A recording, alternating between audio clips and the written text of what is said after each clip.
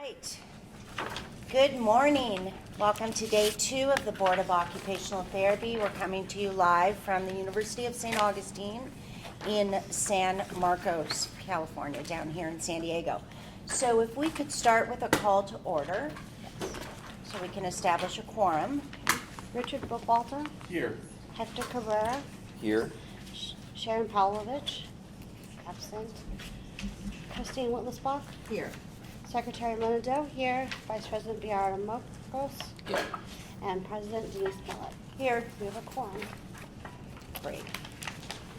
Item 17, my only remarks is that I'd just like to, again, on behalf of our entire board, thank the University of St. Augustine for having us here. We certainly always find a great value coming to your campus, and you treat us so, you're so hospitable, so we really want to thank you for that. Do we have any board member comments? Okay. So agenda item 19, public comment for items not on the agenda. We do have some public members with us. They have identified that they would introduce themselves, so why don't we just go ahead and start there? Hi, I'm Kristen Laughlin. I'm a faculty member here at the University of St. Augustine. I just started about a year ago, last May. It's my 1-year anniversary here. And I also serve on the Advocacy and Government Affairs Committee for OTAC. So happy to be here. It's my first CBOT meeting. First of many. Yeah. Welcome.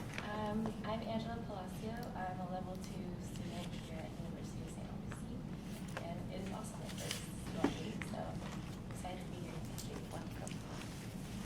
Hi, I'm Nicole Bautista. I'm also a student here at the University of St. Augustine. Also my first CBOT meeting, and also very excited to be here as well. Hi. Denise Tavai with the State United Healthcare Workers. Welcome. Thanks for joining us again. All right. So the next item that we have, we did address item 20 yesterday, which was the update on the Occupational Therapy License Compact.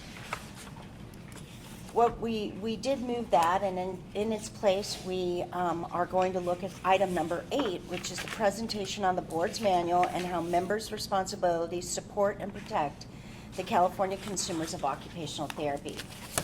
You were just handed 3 pages, and the first 2 pages, which are board member responsibilities, is the 2 pages. oh, sorry, 2 pages that, so this wasn't part of it. No, that's it. Okay. 2 pages that we were just handed, and regarding board member responsibilities. So Heather Martin, did you want to cue up this discussion a little bit? So we have a new board member, and in talking with legal, we just thought there might be a good opportunity for some reminders. Some of these are just, facts. For example, at DCA, everyone does sexual harassment prevention training every odd year, for example. Some of the other things, for example, going to board member orientation within a year upon appointment or reappointment, right? So some of these are just, reminders. Also, because of the amount of paperwork that's required, the hiring paperwork, which is, nearly an inch thick. That again, it's just important that we get those because of the couple of different systems that people are put into. We can't, the HR paperwork has to be completed and provided to us. We need to make copies and send to DCA so that, for example, people can get a DCA email address so that they can access the learning system, DCA's learning system, as well as be entered into the system for scheduling the travel and also for the reimbursement of travel expenses and earning the per diem. So that was part of it, and then also the issues reminder about the quorum and letting us know if people would be gone for several days, so that if we do mail discipline, it's not sitting on someone's porch unattended. So just some reminders, and I realize everyone just got that this morning, so I didn't know if you wanted to give them a chance to read it, and then they might have questions. Oh. Yeah, that'd be great. So, did everybody get a chance to look at this? Literally got it. All right, you want to pause and take a moment to look at it? Okay, so we're going to pause for about 5 minutes, give everybody time to read it, and then we'll come back and discuss it. Cameraman. All right, thanks everybody. Everybody had a chance to read it. So just a couple of things to highlight and reiterate over it, about it. As our executive officer indicated, there are specific things that happen the moment we're appointed, and overall, this is really just a refresher. You've been board members forever, so I don't want to go too deep into it unless you have questions. But other than to say there are required trainings, and there is a requirement for a Form 700. What's critical about that is it's not just our board, it's every board's required to do that. So this bubbles up to DCA, and they're aware of any discrepancies in terms of tardiness and things. So it is something we want to keep our board out of any limelight. The attendance and quorum is just necessary because we can't do the business without a quorum, but the exciting thing is that we have a full board and things are looking up and forward. And then specifically, as the executive officer asked, any communication with her about if you aren't going to be here or if you're traveling and there's items. We just don't want to mail things out and have them sitting somewhere. So it's just a reminder, and this will be placed in the administrative reports. A lot of that's from the manual itself. Okay. Any discussion? I have a question. Yeah. So for the travel claims, just real quick, I know everybody knows this, but, so even though the travel agency is paying for our hotel, do we still need to submit those receipts? Yes. Okay, thank you. Yep. Rental car, Everything. hotel, flight even. I mean, we're able to print the flight ones because we, book them, but other than that, all those other ones, we need their receipts. What about meals? Yes, all receipts. Even meals? Yep. Okay, well, that would have been good to know before. Even if they are, even if they're claiming the maximum? Yes. Okay. We received a paper not that long ago. It said that It no was- longer. It was incorrect. Oh. Oh, interesting. Yeah, it was an official paper we received. That we don't need it. That's why. Yeah. So everybody's, So that- everybody's clear on that discussion that just took place. We received information that said we no longer required them. Our executive officer's telling us that's incorrect. We've got to have them. So the forms that everyone was given in their materials, the reimbursement checks, the envelope to mail things back, that form does have that updated information on the back of it. If we didn't save them yesterday. So, yeah, just do it today, please. Okay, will do. You Yeah, have to I'm good. retrace all your steps No. and go back and ask. I will do that immediately after the board. Okay, thanks. That's really, So you can get it for $6 for your breakfast. could you imagine? Okay. No other discussion on that? Any comments from our public? All right.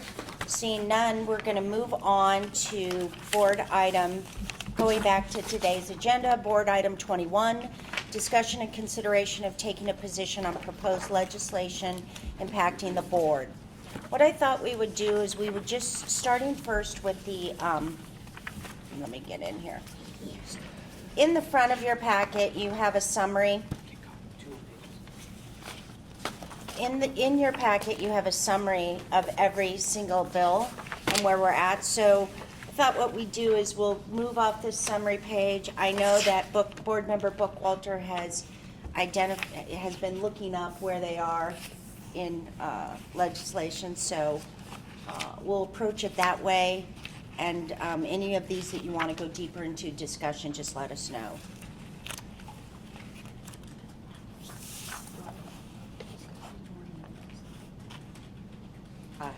Yeah, okay.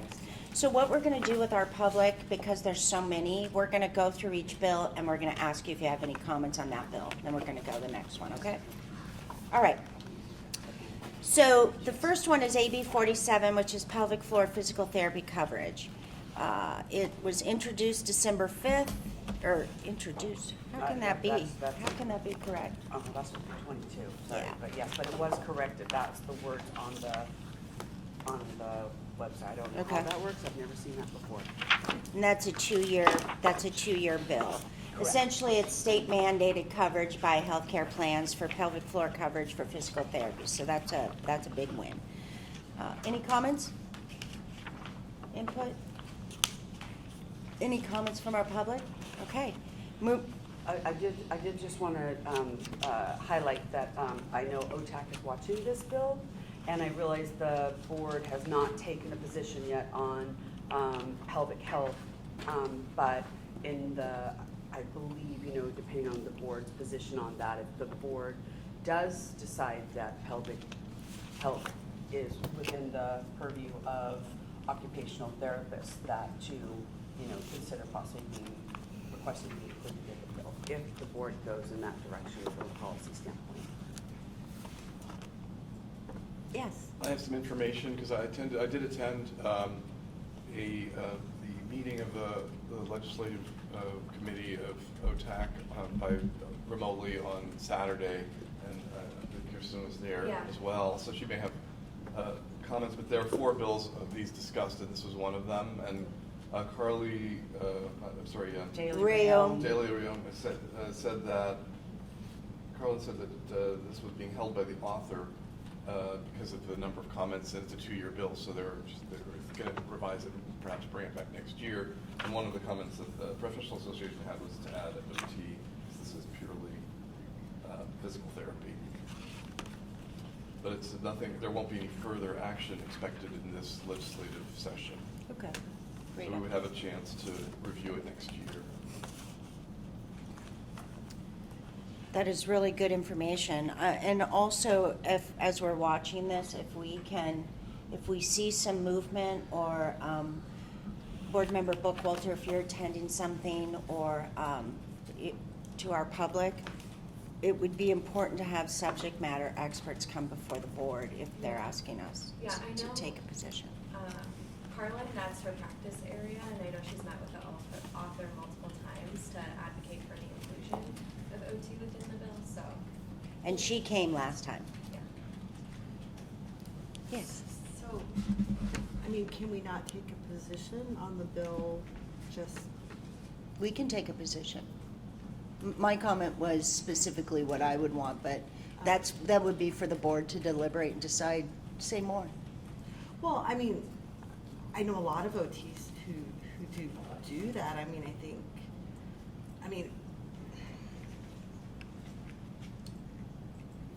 think it would be a good idea to have OT included on that bill.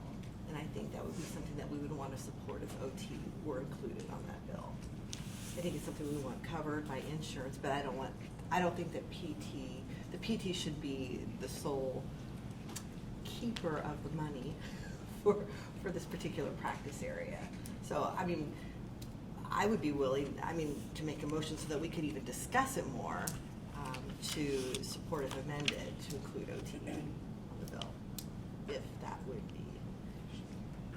I think the consensus is that if it's amended, we would support it, but I think for now we need to watch it, because who knows if they're gonna amend it and include it, but in general, because it is a 2-year bill, and we know that a lot of things change with 2-year bills, because they like to put placeholders. Right, but that's a strong message to them that we want to see that amended, like. While it's going through all the Right, committees, wishing I get what and you're saying. hoping is- So you're saying that we should write a letter as a board saying that we would support this bill if it was amended? To include and OT. Including OT. Yes, if we take an official position, then they get official notification, like, hey, we think it's a great idea, but we want you to amend it to include us. Otherwise, just wishing and hoping, it may never get done. In fact, it won't get done. I'll tell you Right. that right now, it won't get done. We will not be included on that bill. I would support that. So what do we think about, there's a real ask of the board. What do we think about the timing of that? Do we think the ask is too early? Do we think it sends the right message? Where is this in terms of where, you said it's a 2-year bill, there's no further movement, or is it going through committee, Richard?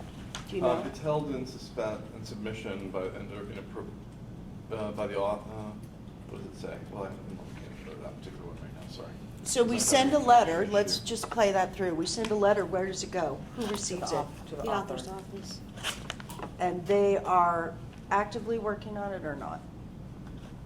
They requested to go into suspense so that they can do more work on it, but Hmm. not in that actual process. So this That was would be our followed. time to So send this the might letter. be our time. Yeah, okay. The sooner you make your wishes known, the more opportunity they have to consider that. Okay. Wouldn't you And if say, they're on the Richard? fence about it, then that would push them, help influence which side of the fence they fall on in the language. That makes sense. Yeah. So the language of the letter is simply to support if amended to include OT. Correct. I mean, I think it's, I would speak in favor of that. Yeah, I could too. You want to make a motion? Sure, I'll make a motion. I'll make a motion that we support, the OT board supports if amended to include OT. So we should say direct. So direct executive officer to write a letter to the author's office saying that we would Oh, okay, support I'm it. sorry. I'm just adding to make it Yes. even more clear. Oh, okay, sure. I mean, would that automatically happen?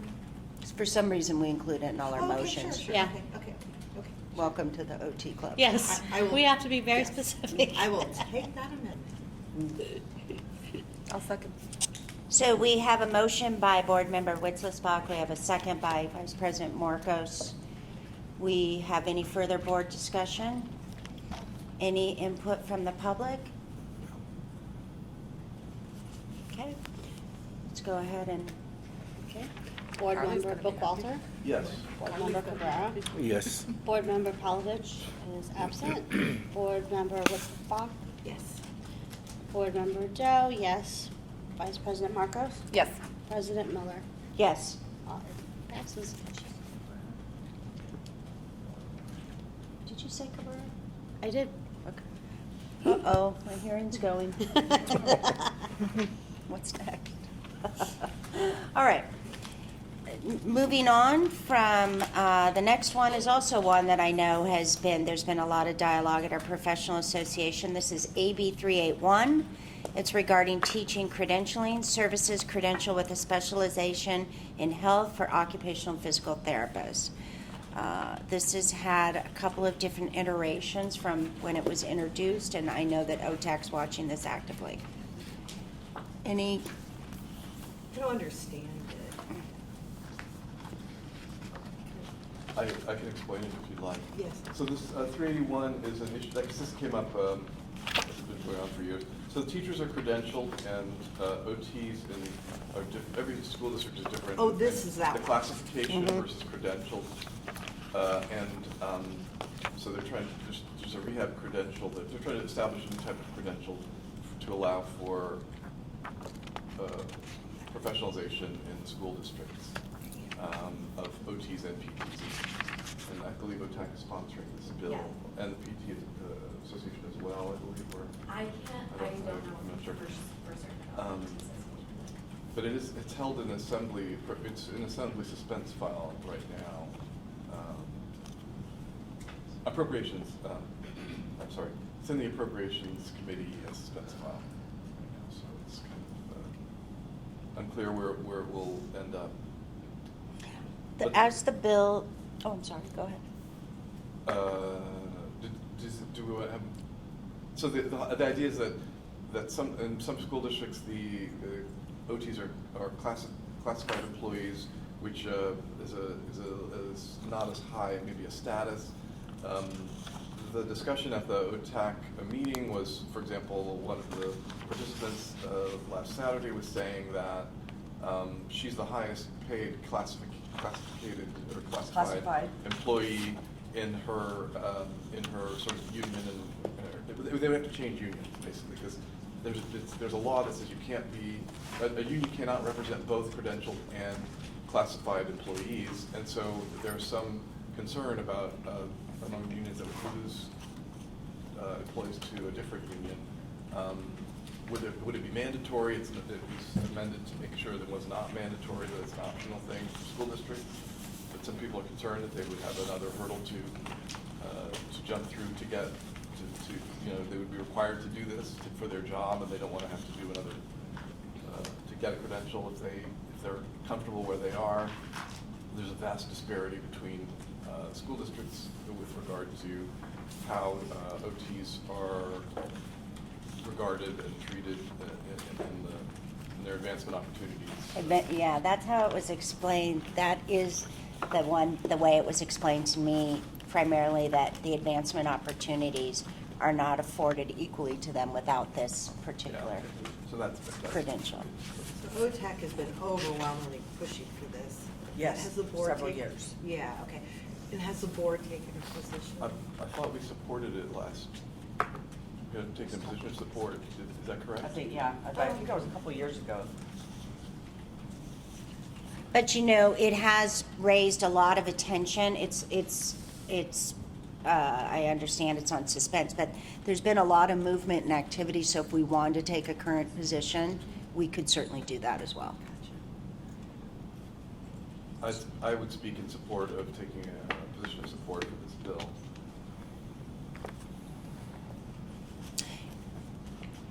And would you also suggest that we have, that we inform through a letter?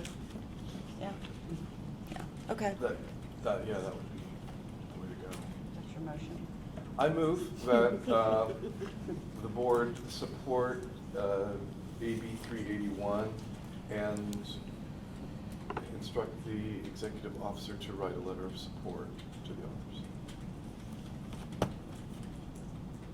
We need a second? I'll second. So motion by Board Member Bookwalter, second by Vice President Morcos. Do we have any further discussion or comments? No. Any public comments? Okay.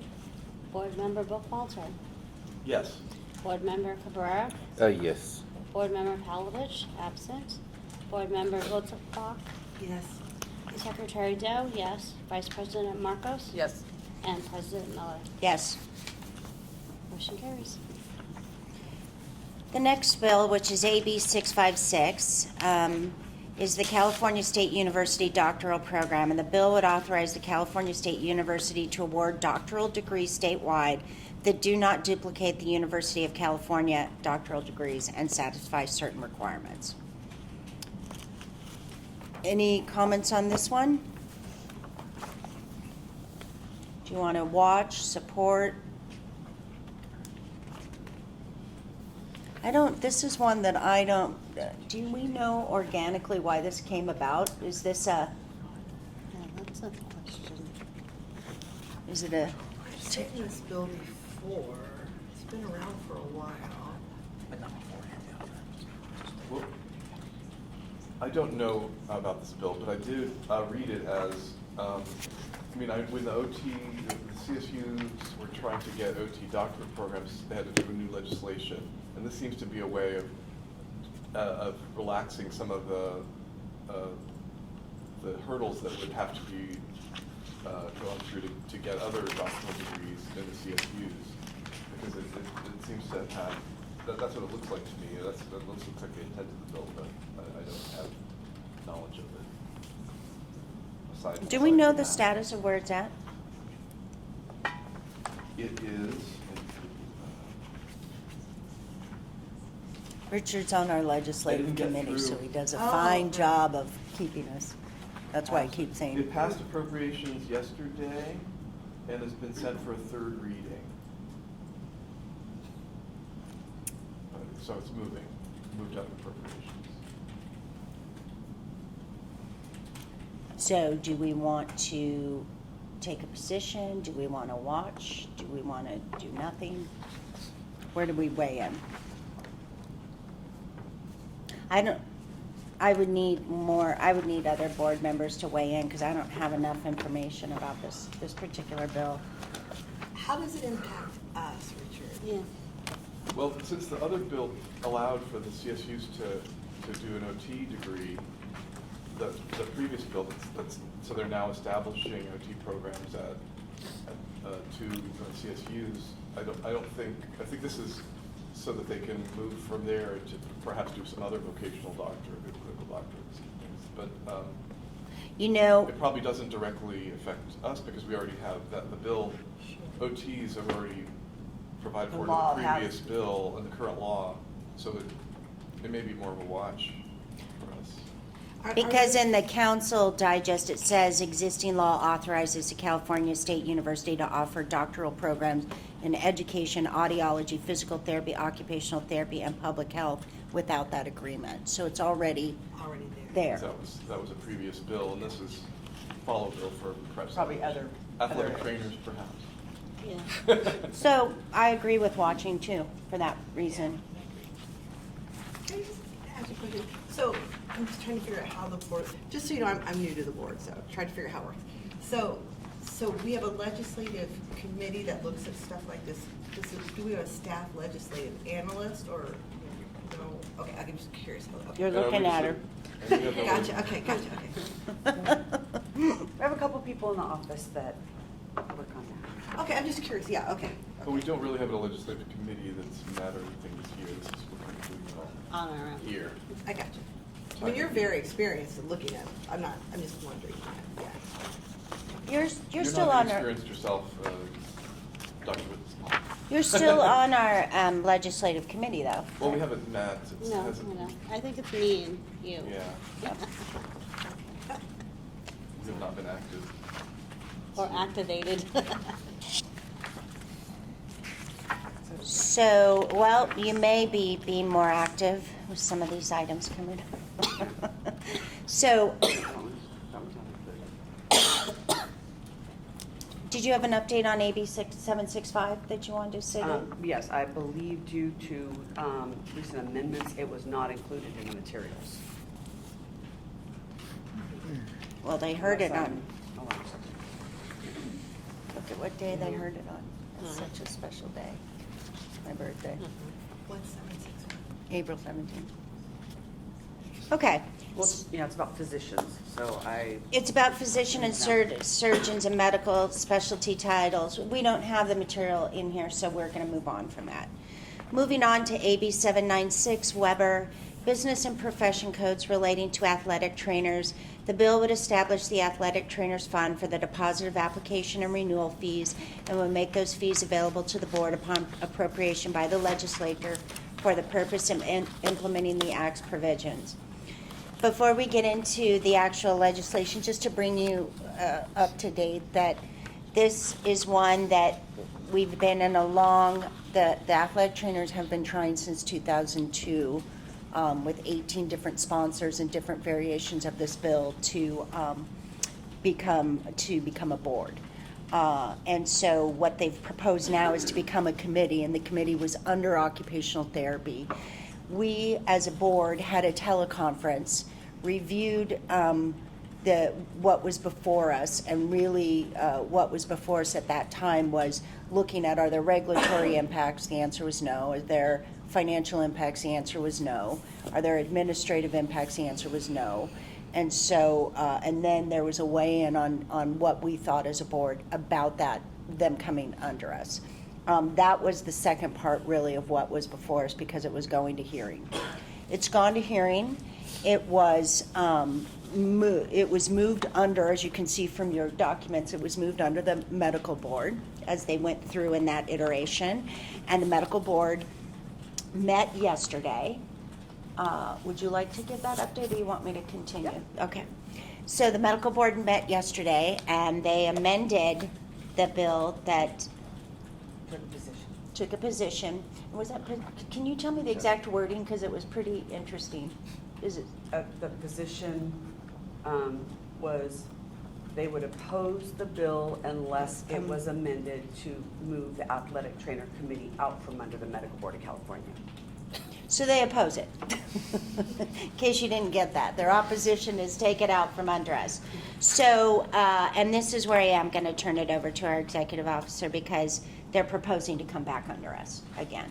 No one wants to like athletic trainers? Yeah. So would you like to So, take it from here? yeah. So, it's my understanding that the author's office is in discussions with Assembly BNP and also with CMA because of the interest now in the committee moving back under the Board of Occupational Therapy. And so that is what they're basically asking, you know, how would the board feel if that bill was amended to put the committee back under the board?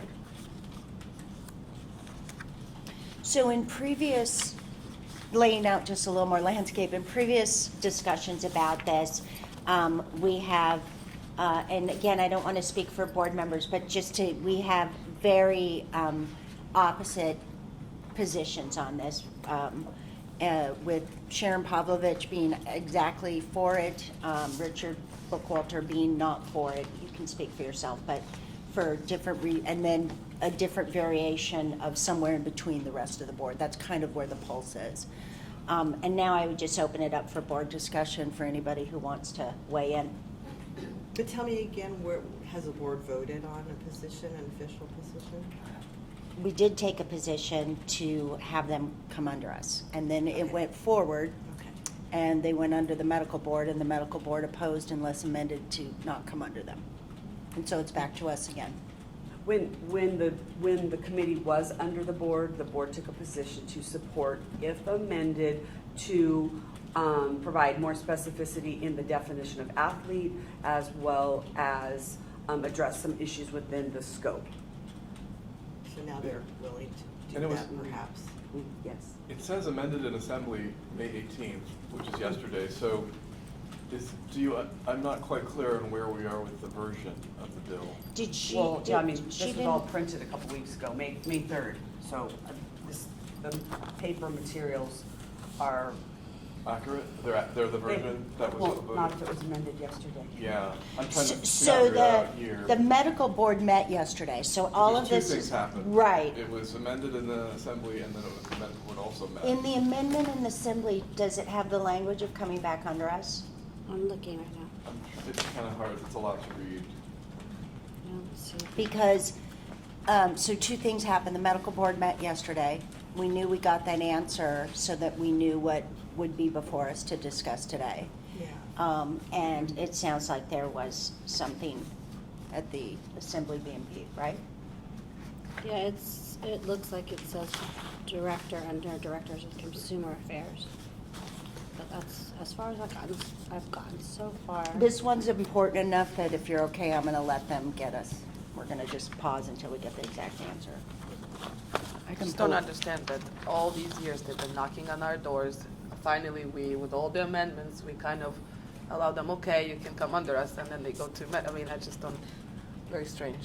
There's something about the final amendment they probably didn't like, that we wanted them to make about the language. To specify and So clarify that's more about not the amendment. titles, for sure. And then in none of their bills or nobody ever mentioned the fact how are they gonna pay for it, and so we wanted to make sure it has nothing to do with us. Yeah. And our executive officer could not be responsible for I mean, it's just it was a lot of weak stuff there. Still says medical. And Yeah, I a lot also of think gray they area. also had opposition as well from 4 associations. The physical And- therapist Mhm. and, OTAC, okay. CNA, and another It organization. identifies the opposition in the language. Oh, CNA's against it. Uh-huh, it tells you right here, I'll tell you who's all against it. And the language does Nurses. still include the medical board.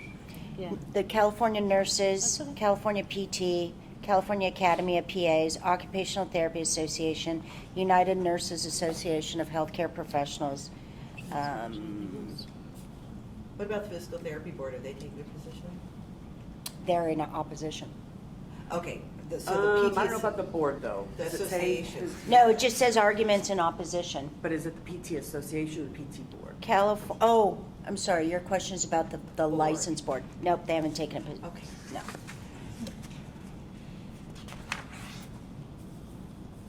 So basically, this is addressing the funding issues, these new amendments. So the combination, the new amendments address the funding issues, and the medical board met yesterday, and it's not coming under them, so that's kind of what's before us. So they have to amend it in because of the language that passed yesterday included under the medical board. They have to amend it to take that out.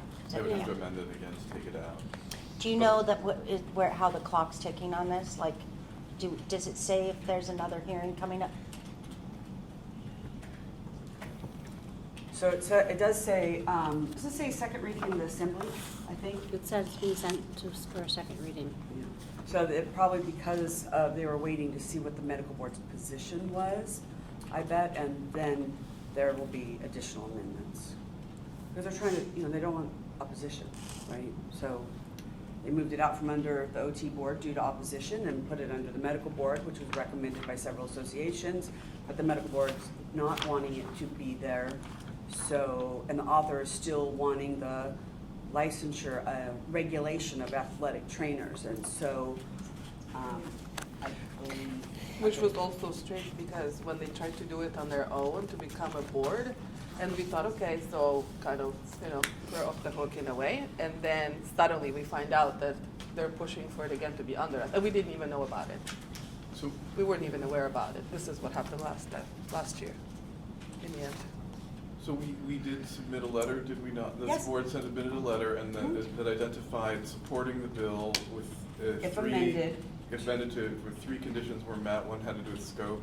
Scope, definition of athlete, and then it was a suggestion, I can't remember the wording, but a request that the author consider adding an OT To be on member the to board. the board as a public member. And so But none of those things has changed since with this version. They have not, because they also moved it out from under the board, Right. right? So I think it was kind of like a timing issue. And because, you know what I think's gonna happen for us as a board? I think we're gonna end up in a teleconference on this. And the reason I believe that is the current language does not, really, if we just go by what currently is in the language, everything else we know because of yesterday. But what currently is in the language is they're not under us. So what are we gonna come out saying if the language is they're not under us? And then they're gonna amend it, and the only reason I'm more inclined to weigh in once we see the amendment, this is just a personal thing, this is not a board statement, is my experience, having been in this since almost the entire 10 years I've been on the board, is that every time there's an amendment, something else changes in their bill. So I want to get into that language when we have that language and then weigh in. So that's really why. To me, it's just a time, and that, like, why am I going to weigh in on something that I've weighed in on already? But that's just me. This is the will of the board. It's not really just me. So everybody else weigh in where you're at. We should watch it. But that was gonna be it's a different bill because what we kind of, not approved, but what we supported, this no longer exists Yeah. in a way. So, I mean, the only thing we can do is watch it because it has nothing to do with us right now, right? Exactly. And it could, it looks like it potentially will have to do something with us again. But right now, it's still the medical board and all the physicians and all the supervision, so we have nothing. And it's good, and we're not gonna, taking a support or oppose on this Right. doesn't make any sense because we know it's Gonna gonna stay as is, gonna change. based on the information that we have. So I agree to watching. And we know it'll change in the next iteration Yeah. based on the experience we have. All right, some piece. Okay, so it sounds like we're gonna watch this. Do we have any comments from our public on this? Any thoughts? Okay, so you understand the whole process around this and, yeah. Okay, so we're gonna watch. Let's go back to, moving right along to AB 883, Business License, United States Department of Defense Skill Bridge Program. This is we have had this before. It's about the applicant is an active duty member of regular components of the armed forces, or we've had different versions. I don't know if we've had this exact bill, but it's about the expediting, right? Let's see. Yeah, require board to expedite and authorize board to assist in the initial licensure process for an applicant who supplies satisfactory evidence to the board that an applicant is an active duty member of a regular component of the armed forces of the United States. Any thoughts on this? So what would that look like in practice? What does an expedite look like?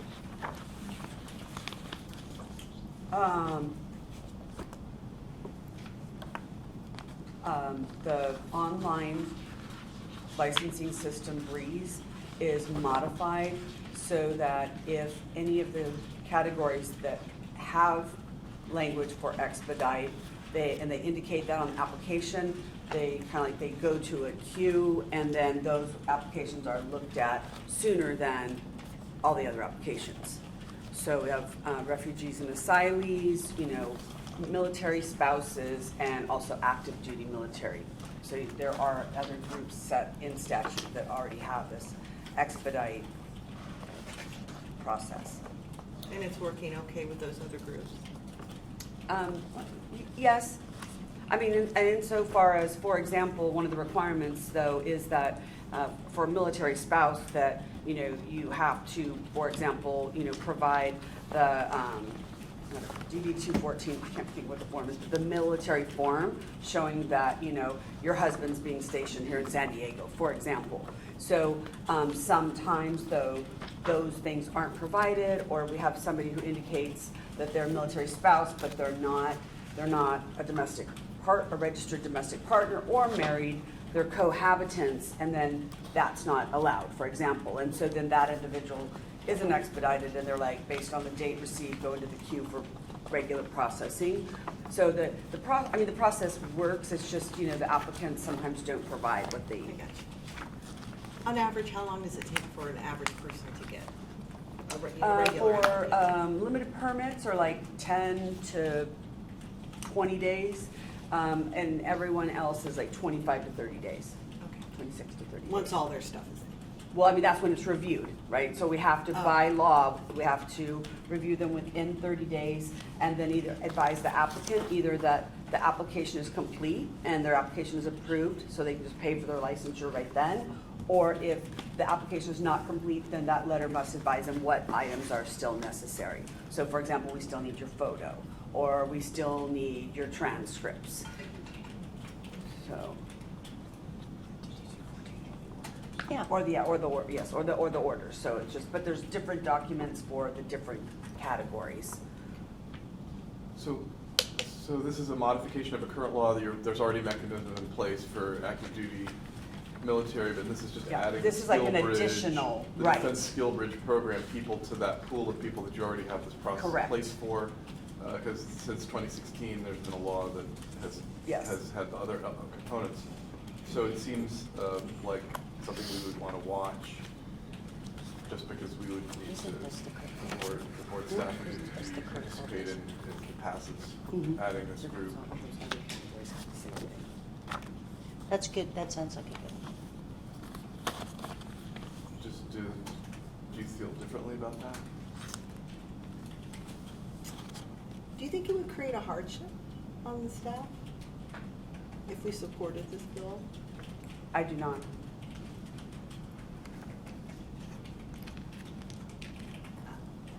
I'm gonna move that the board support this bill.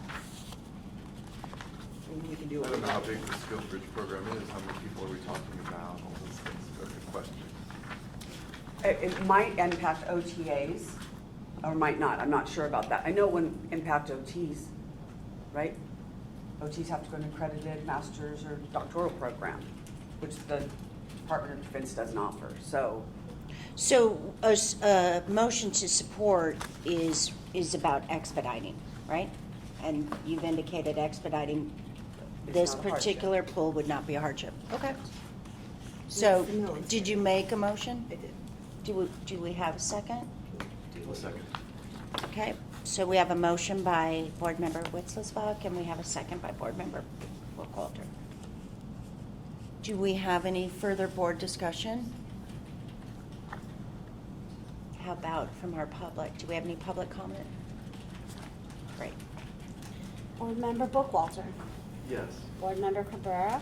Yes. Board Member Pavlovich, absent. Board Member Witzelsbach. Yes. Secretary Doe, yes. Vice President Marcos. Yes. And President Miller. Yes. Motion carries. Yep. Great. So the next item, AB 996, Department of Consumer Affairs Continuing Education Conflict of Interest Policy. discourages the qualifications of any continuing education course if the provider of that course has an economic interest in a commercial product or enterprise directly or indirectly promoted in that, and it sounds like there might be something else missing. Do you want to weigh in on this? Has this been one that's been discussed? Has not. It's only one page, and I think if you just go to the very last part, it talks about what the conflict of interest policy, what that would be required, discourage the qualification of any CE course if the provider of that course has the economic interest and requires conflicts to be disclosed at the beginning of each continuing education course.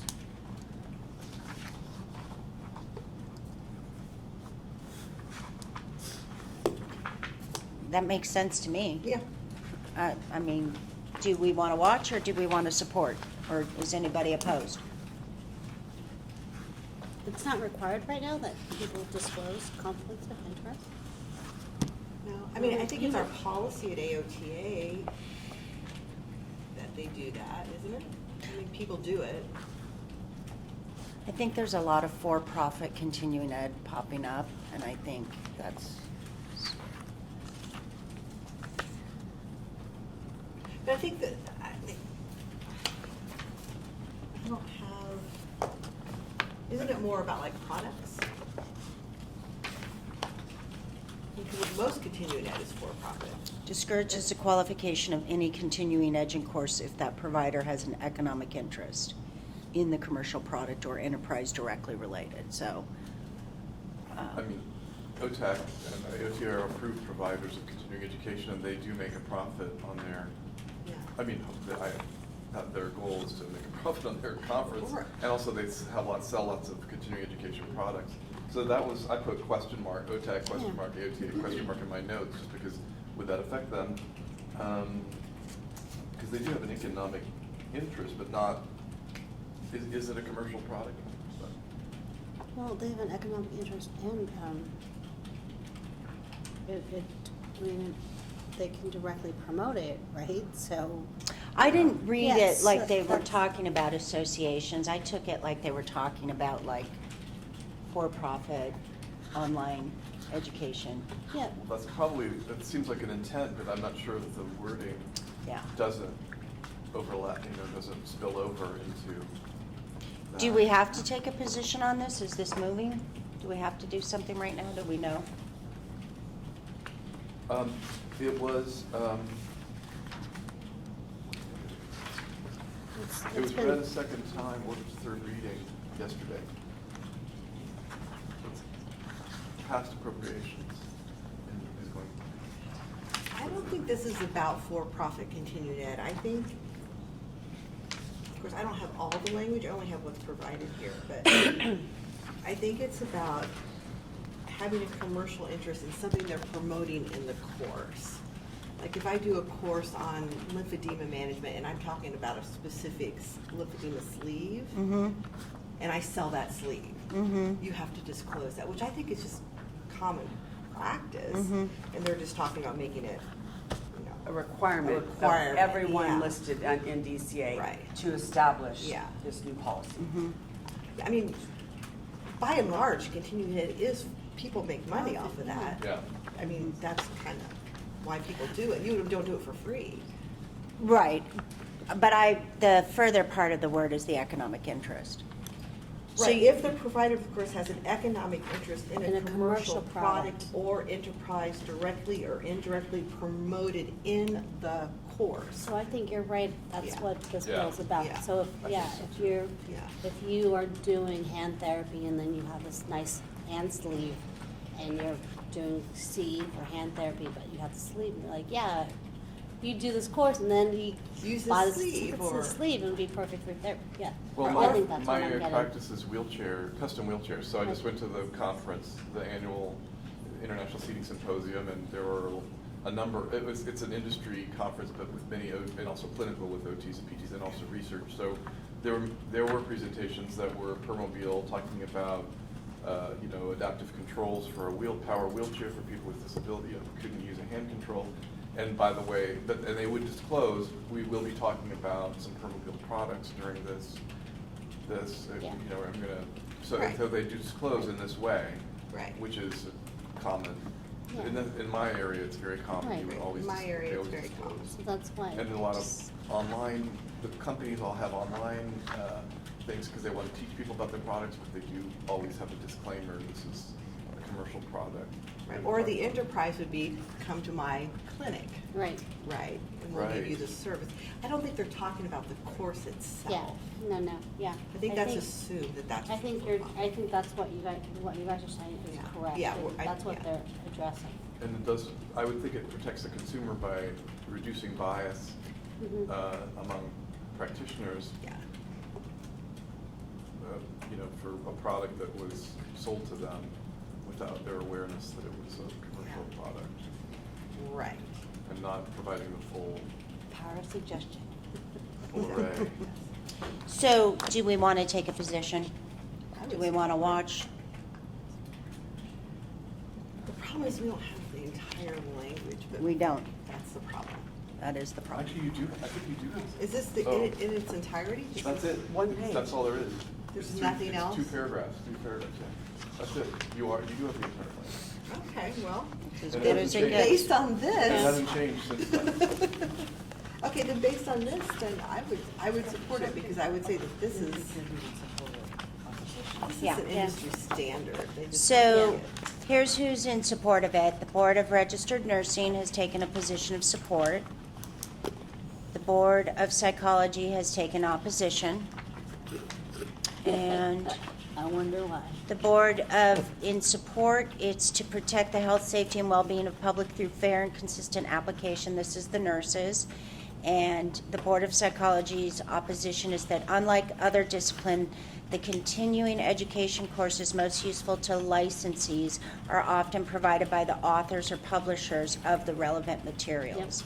Unlike some other healthcare disciplines, psychology does not find itself unnecessarily influenced by the type of conflicts of interest that arise with major. So, when you read this, it's not just the product. It's the book it's- or the it's the materials product or because- But I think they're No, because I can explain psychology. Because when we do continuing education course, it's like on the MMPI, which is a personality assessment. So the product is in there, and you have to learn the continuing education on how to administer that assessment.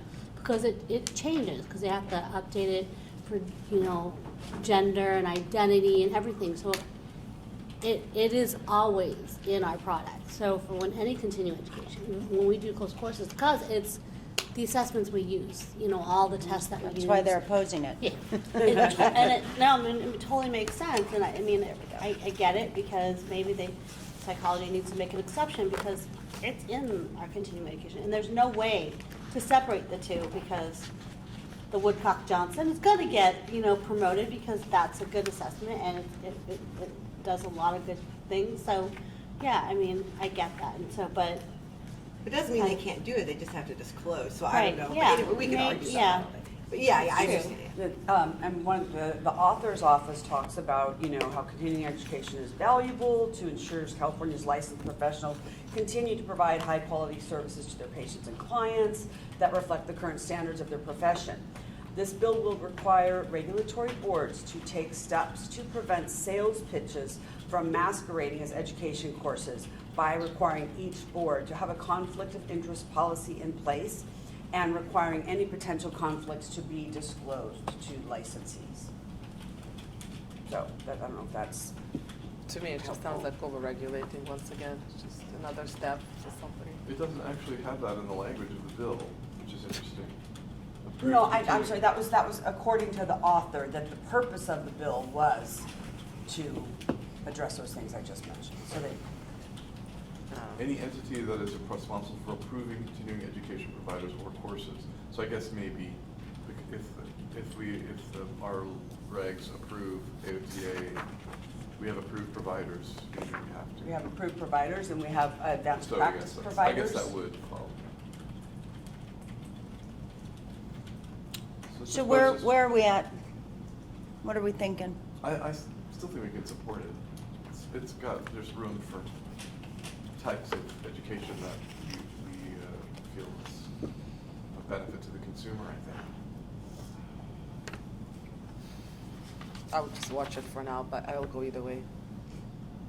I would just watch it for now as well, but I can, For the launch.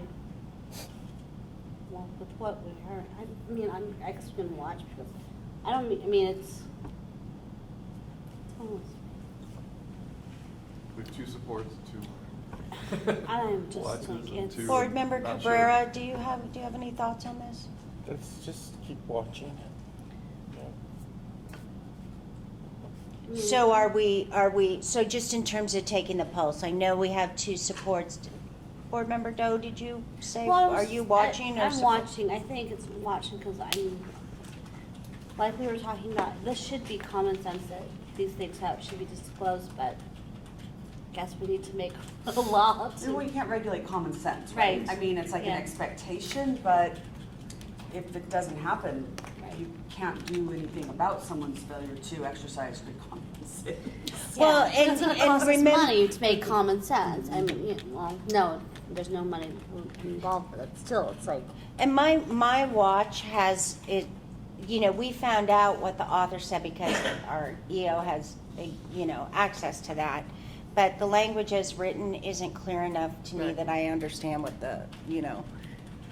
I just would like to make the comment, it's beyond common sense, so, I mean, I think it's it's ethical, it's beyond common sense, but I'm fine to watch it if we don't wanna. And the medical board is not taking a position on this bill. Right. that's the big one. And they probably won't. Yeah. Okay, That's fine. so it sounds like we're gonna watch it. Are there any comments from the public?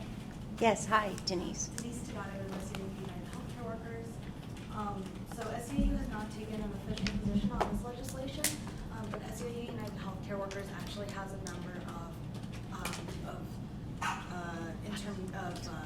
workforce intermediaries, including Futuro Health and our Joint Labor Management Education Fund, the Shirley Ware Education Fund, which both upskills and trains our workers, provide CEUs.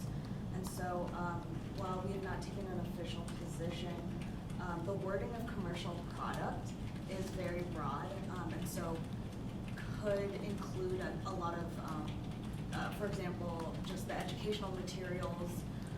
And so, we intend to reach out to the author's office for clarification, but just have some concerns regarding the broadness of that language and our ability to continue to offer CEUs and to make sure that our workers are able to get credit for the time that they're spending upskilling or making sure that they're getting their times counted towards their CEUs. So that would be our only concern there, but again, have not taken an official position on the legislation. So your group is currently watching it as well? Yes. Okay. Okay, thank you for, And I would just add though, at this time, my understanding is that the board currently has the authority to explore conflict of interest policies regarding CEUs without this legislation, and that the legislation is really mandating for DCA boards to have a uniform standard.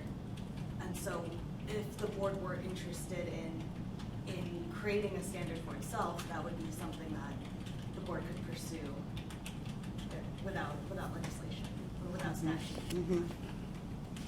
Do you want to add anything here about how our courses? Is it necessary or not, just for our public as well? I was reading the Assembly BNP analysis, and it says, while this bill would not expressly prohibit any particular CE course or content, it would require each entity under DCA that plays a role in approving CE to develop and maintain a conflict of interest policy. A number of private accrediting associations and organizations already maintain a similar policy. each policy would, at a minimum, be required to discourage the qualification of any CE course if that provider had an economic interest, or to disclose that at the beginning of each course. It also said that one of the things that this came up under several boards being reviewed in the sunset process. So I guess, I'm just guessing it's probably because of the whole fact that you can't regulate common sense.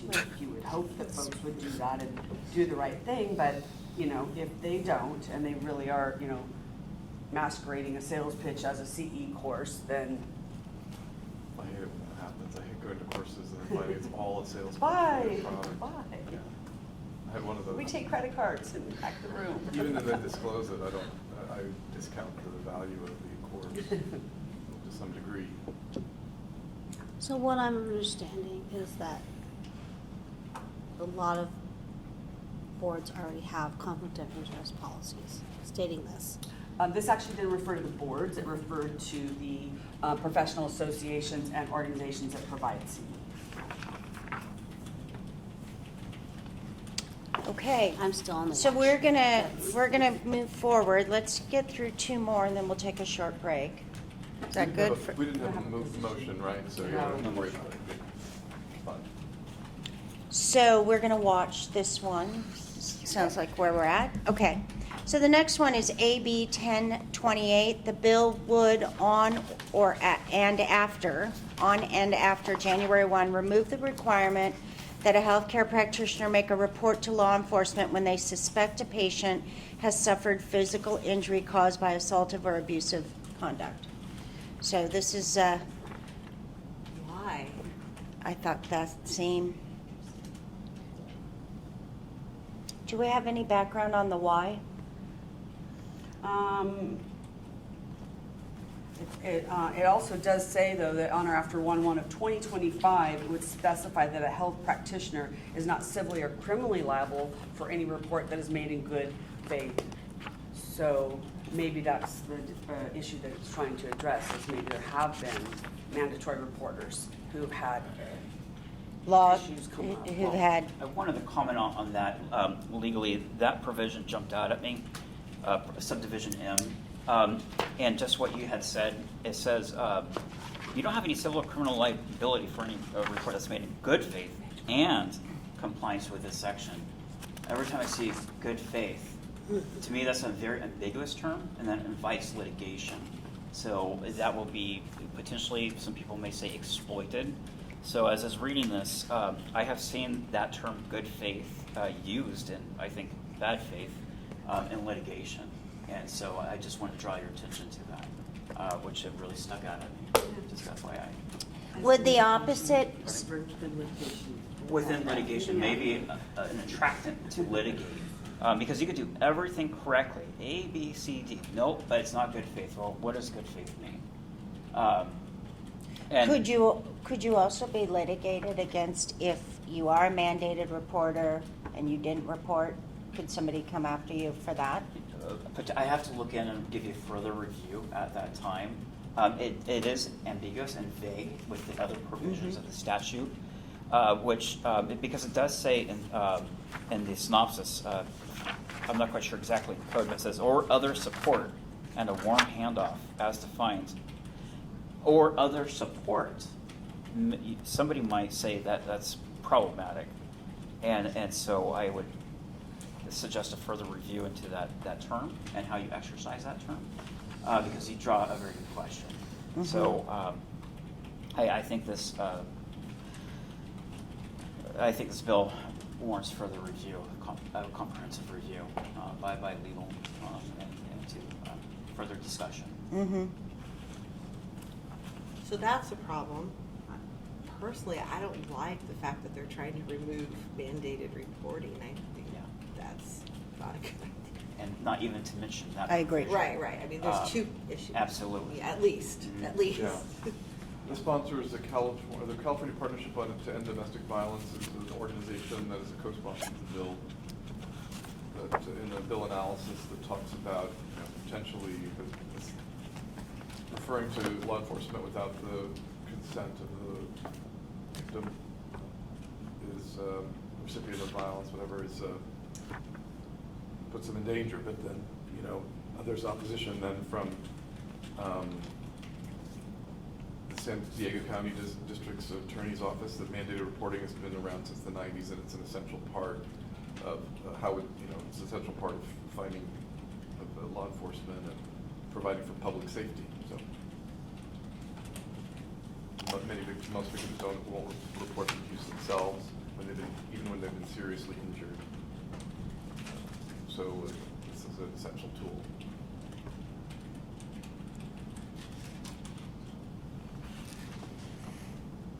So it does warrant,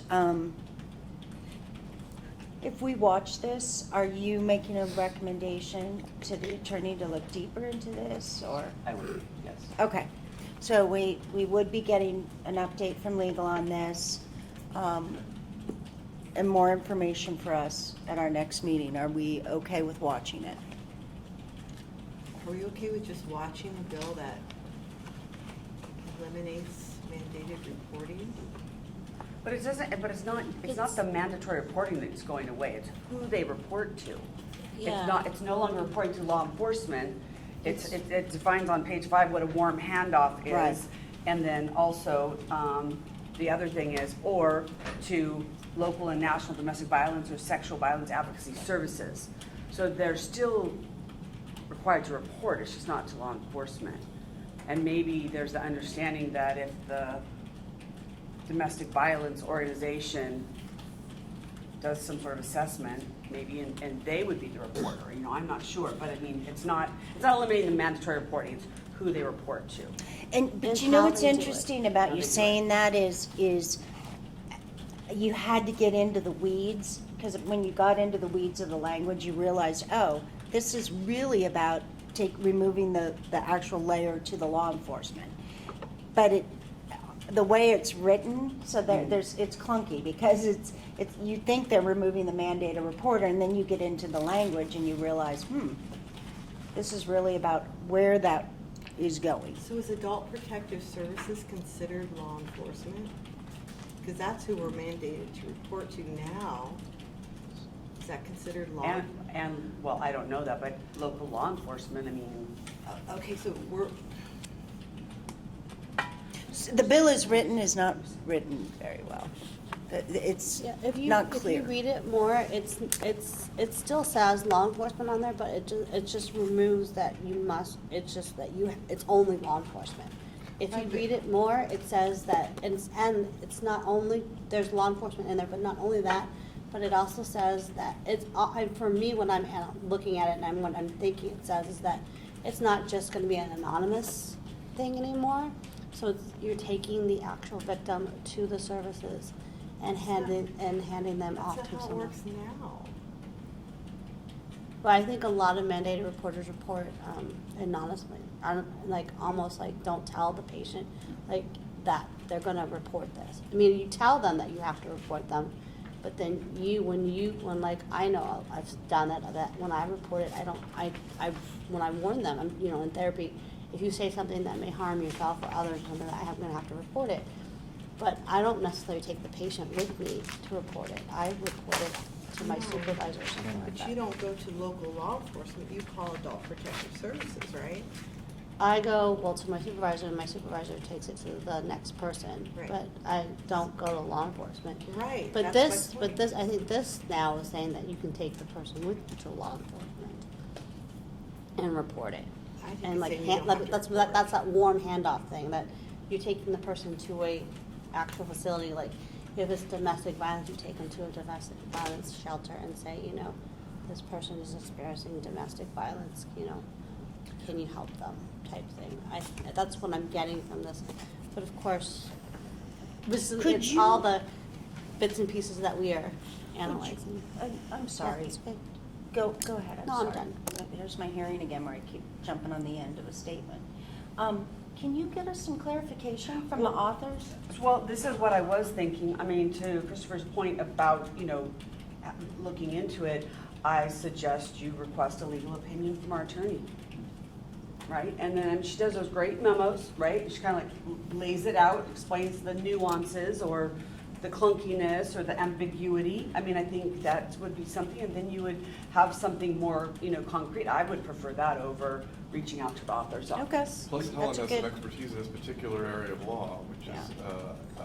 which would be, I think, helpful if Helen is the attorney doing Yeah. the analysis. Sure. It's a great suggestion. So do we want to go that route? And plus, I did check the board's website about the mandatory reporting requirements, and there's several sections mentioned, and I did want to look them up and see if they changed. But the Welfare and Institutions Code does require reporting to local law ombudsman or local law enforcement. If it's abuse at a state mental hospital or a developmental center, you have to also report it to the Department of Mental Health or Department of Developmental Services or to local law enforcement. If it occurs in any other setting, then it goes to Adult Protective Services or local law enforcement. So one of the things we can do is also, ask for these mandatory reporting requirements, like to look and see if these have been updated since we put it on the website. I mean, I'm not sure how long this has been on there, but Adult Protective Services actually mentioned once in the 3 different options. So, we need more information. And We she need can more look at- information, Look yeah. at that for both the child abuse and neglect, as well as the elder dependent adult abuse reporting. We'll ask her specifically to update us on any of those changes as well, and how that coordinates with these new provisions. Because these are also penal code sections.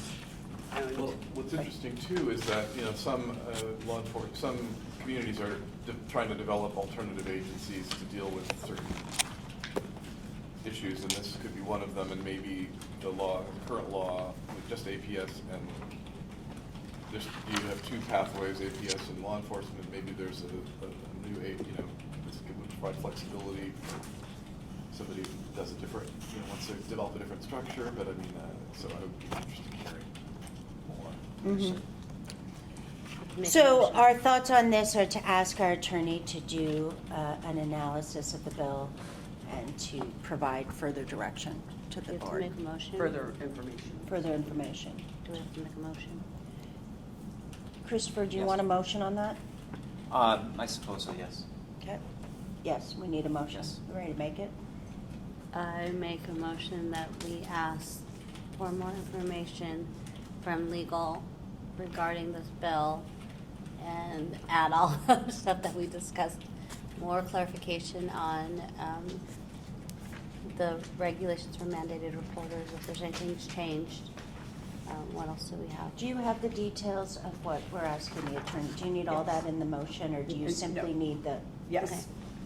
We just need a motion to have our attorney do an analysis on that. Analysis of AB 1028.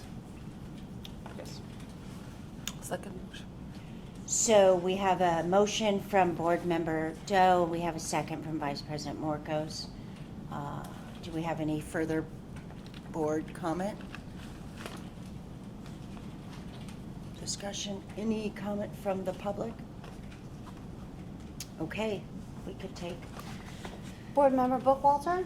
Yes. Board Member Cabrera? Yes. Board Member Pavlovich, absent. Board Member Wittelsbach? Yes. Secretary Doe, yes. Vice President Marcos? Yes. And President Miller. Yes. Motion carries. The next item is AB 1363, Consumer Protection Relating to Financial Institutions. This bill would declare the intent of legislature to enact legislation relating to consumer financial protections, including protecting consumers from misleading advertising and unfair fees and costs for professional services. That's not on. Is it? This was supposed to be 1369. Okay, well, we do have 1369. It's not on the agenda. Oh, wait, Oh. it's 1369 on the agenda, so, sorry. 1363, in the, this one is written as 63, it's 69. We do have 1369 in our materials. I mean, it's a one-line amendment to the law saying it is the intent of the legislature to enact legislation but relating to consumer It's financial. But it's not on the agenda. Oh, it's not on the 1363 is agenda. not on the agenda. Well, it is, oh, I see, but, okay, but it's on the, in the It's packet. in but not on packet, the but not agenda. on Yes. agenda. So we Gotcha. cannot discuss it. I Correct. apologize for discussing something. Okay, so we're not discussing 1363. The time is 10:50. We're going to take a break until 11 a.m. Short break, and we're going to come back and finish through the other half of these and go from there. Do we have the materials of 1369? 369? Are we on? All right. Welcome back. It's 11:05. We are coming to you from San Marcos at the University of St. Augustine. It's Friday, May 18th, and it is, I'm sorry, it's Friday, May 19th. And we're at the California Board of Occupational Therapy. Resuming where we were, we are not going to discuss item AB 363, but we do have materials for Assembly Bill 1369. And 1369 is specifically a person licensed as a physician and a surgeon in another state as specified who does not possess a certificate issued by the board would be authorized to deliver health care via telehealth to a patient who, among other requirements, has a disease or condition that is life-threatening, immediately life-threatening. Well, And you may ask why this is on here since it applies to physicians, and I will just tell you that because originally the doctors had the authority to provide telehealth first, and when other healthcare boards started doing that, they had to refer back to the code section in the Medical Practice Act. So I had this put on here only because I wanted to, you know how sometimes a bill starts out doing one thing and then it does something else, and so that was kind of like a placeholder just in case there were subsequent amendments that might require us to do something. For example, amend our telehealth regs to add another code section or to change a code section, et cetera. So I wanted to explain that was the reason why this is on here. But I do want to point, I think it's very interesting because on the page 2 of the bill, the striking of BNP section 683 is not even mentioned, which in the summary at the top, but we do report to, under 683A sub A, we do report to Department of Health when someone's license is revoked, right? They do a suspension of them. Based on the board's revocation, they will suspend their ability to bill for Medi-Cal and Medicare. So we do, I mean, they're not the only ones we report to, but I just wanted to share that. I thought it was interesting because we'll still do it. We're not required to do so, but, you know, I mean, I think it's closes that loop. mm-hmm. You overachiever. No.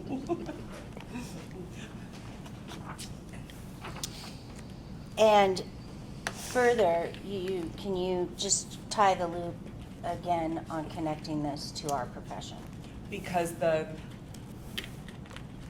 Board of Occupational Therapy's telehealth regs refer back to the Medical Practice Act as the authority to provide telehealth services. So a letter of support is Not necessary. not necessary, okay? Is any position necessary? No. Okay. But we could watch this because if they do change something in the Medical Practice Act regarding the telehealth language that impacts the board's regs, if nothing else, we'd be aware of it from a workload standpoint. Or, depending on what the change was, the board may want to take a position. Again, we're not the only healthcare board that refers back to the Medical Practice Act, the code section in the Medical Practice Act that allows the telehealth. So is this one you want to watch? Might as well watch it to see Okay. how it plays out. It's been read past the Senate and is going to the VP. It was read in the Senate, going to VP. Okay. Kind of good. Any any further comments from the board? If it sounds like we're going the direction of watch, is that correct? Okay. How about from the public? Okay. Moving on to AB 1612, which is Health and Safety Code relating to clinics licensure. This bill authorized a licensed primary care clinic with a license in good standing with the department for the preceding 5 years to construct a new outpatient clinic. Do you have any comments on this one? I do not.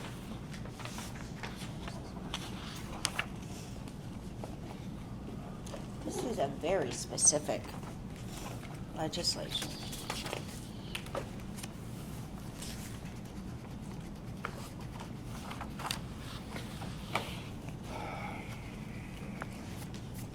So it's a license and regulate various types of clinics. Welcome to California. Right?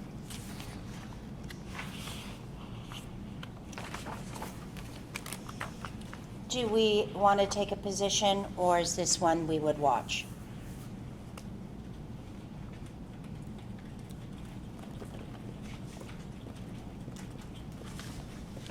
Do you have a recommendation? I do not.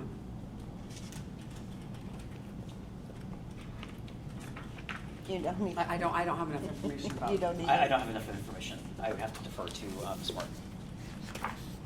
As far as consumer, from an OT consumer protection standpoint, I'm not sure how much impact it has. But watch, I'd be comfortable with watching. Okay, so I'm hearing watching.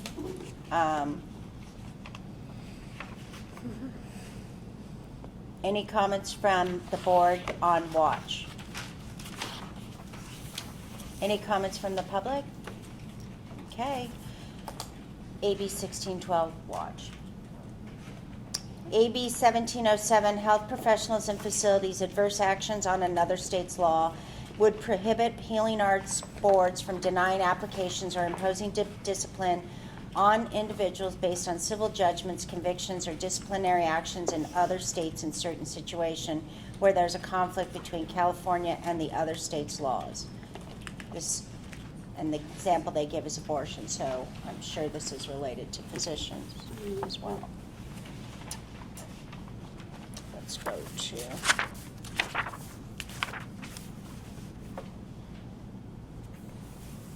Heather, can you think of an example where this might be relevant to us?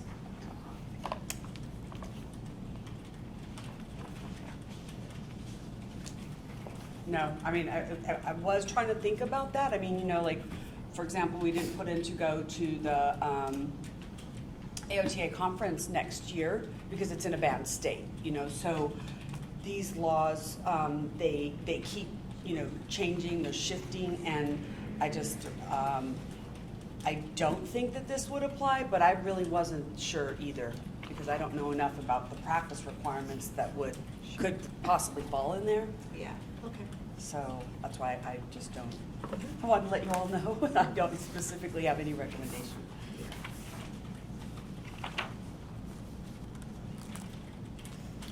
I would propose a watch on this as well. Yeah, much of this refers to 5605 of the, what sensitive services are. Right. And we don't really have that before us. But it refers to other laws. Unless we become part of AB 47. All right. So for AB 1707, we have this one listed as watch. Any comments from the board on that? Okay. How about from our public? All right. AB 1707's watch. SB 372, this bill would require the board to remove the license or registrant's name, former name or gender from its online licensing verification system and treat this information as confidential. The board would be required to establish a process to allow a person to request and obtain this information as prescribed. This one, I did have like, what would this look like in reality? There's a financial implication as well. There are many implications. Okay. I don't think I don't think it's a policy consideration as much as it is a consideration about how to implement. And so there are many questions about how to be consistent with Business and Professions Code 27, which requires the public to have access to disciplinary actions, revocations, things of that sort of nature. What will be redacted, what would not be redacted, and how do we link the license to the person? And I think that's the real concern with that. And how do we ensure, how do we protect the public in terms of having a full history of a licensee? So I know that DCA is working to clarify the law. It passed out of appropriations yesterday, and it's read and was ordered to a third reading.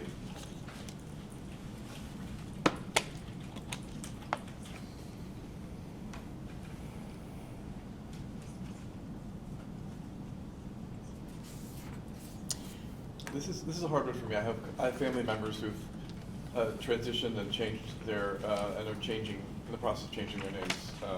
One has already legally done so, and another is considering it now. And the on the one hand, I haven't consulted with but I mean I think there are different opinions. Obviously, if a married person, if a person marries and changes his or her name, that both names appear. And which gives the consumer an opportunity to identify who the consumer was seeing based on the name at the time. And the same could be true of a person who changes one's name for gender reassignment purposes. The complaint is against the name of the person who treated you at that time, and the person has another name.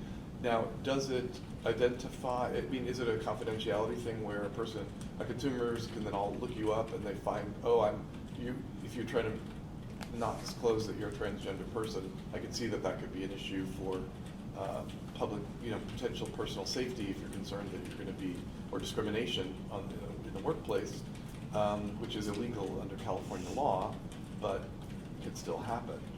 So I can see why it would be the motivation behind a law like this, but on a consumer protection standpoint, I'm concerned that it would limit consumer protection.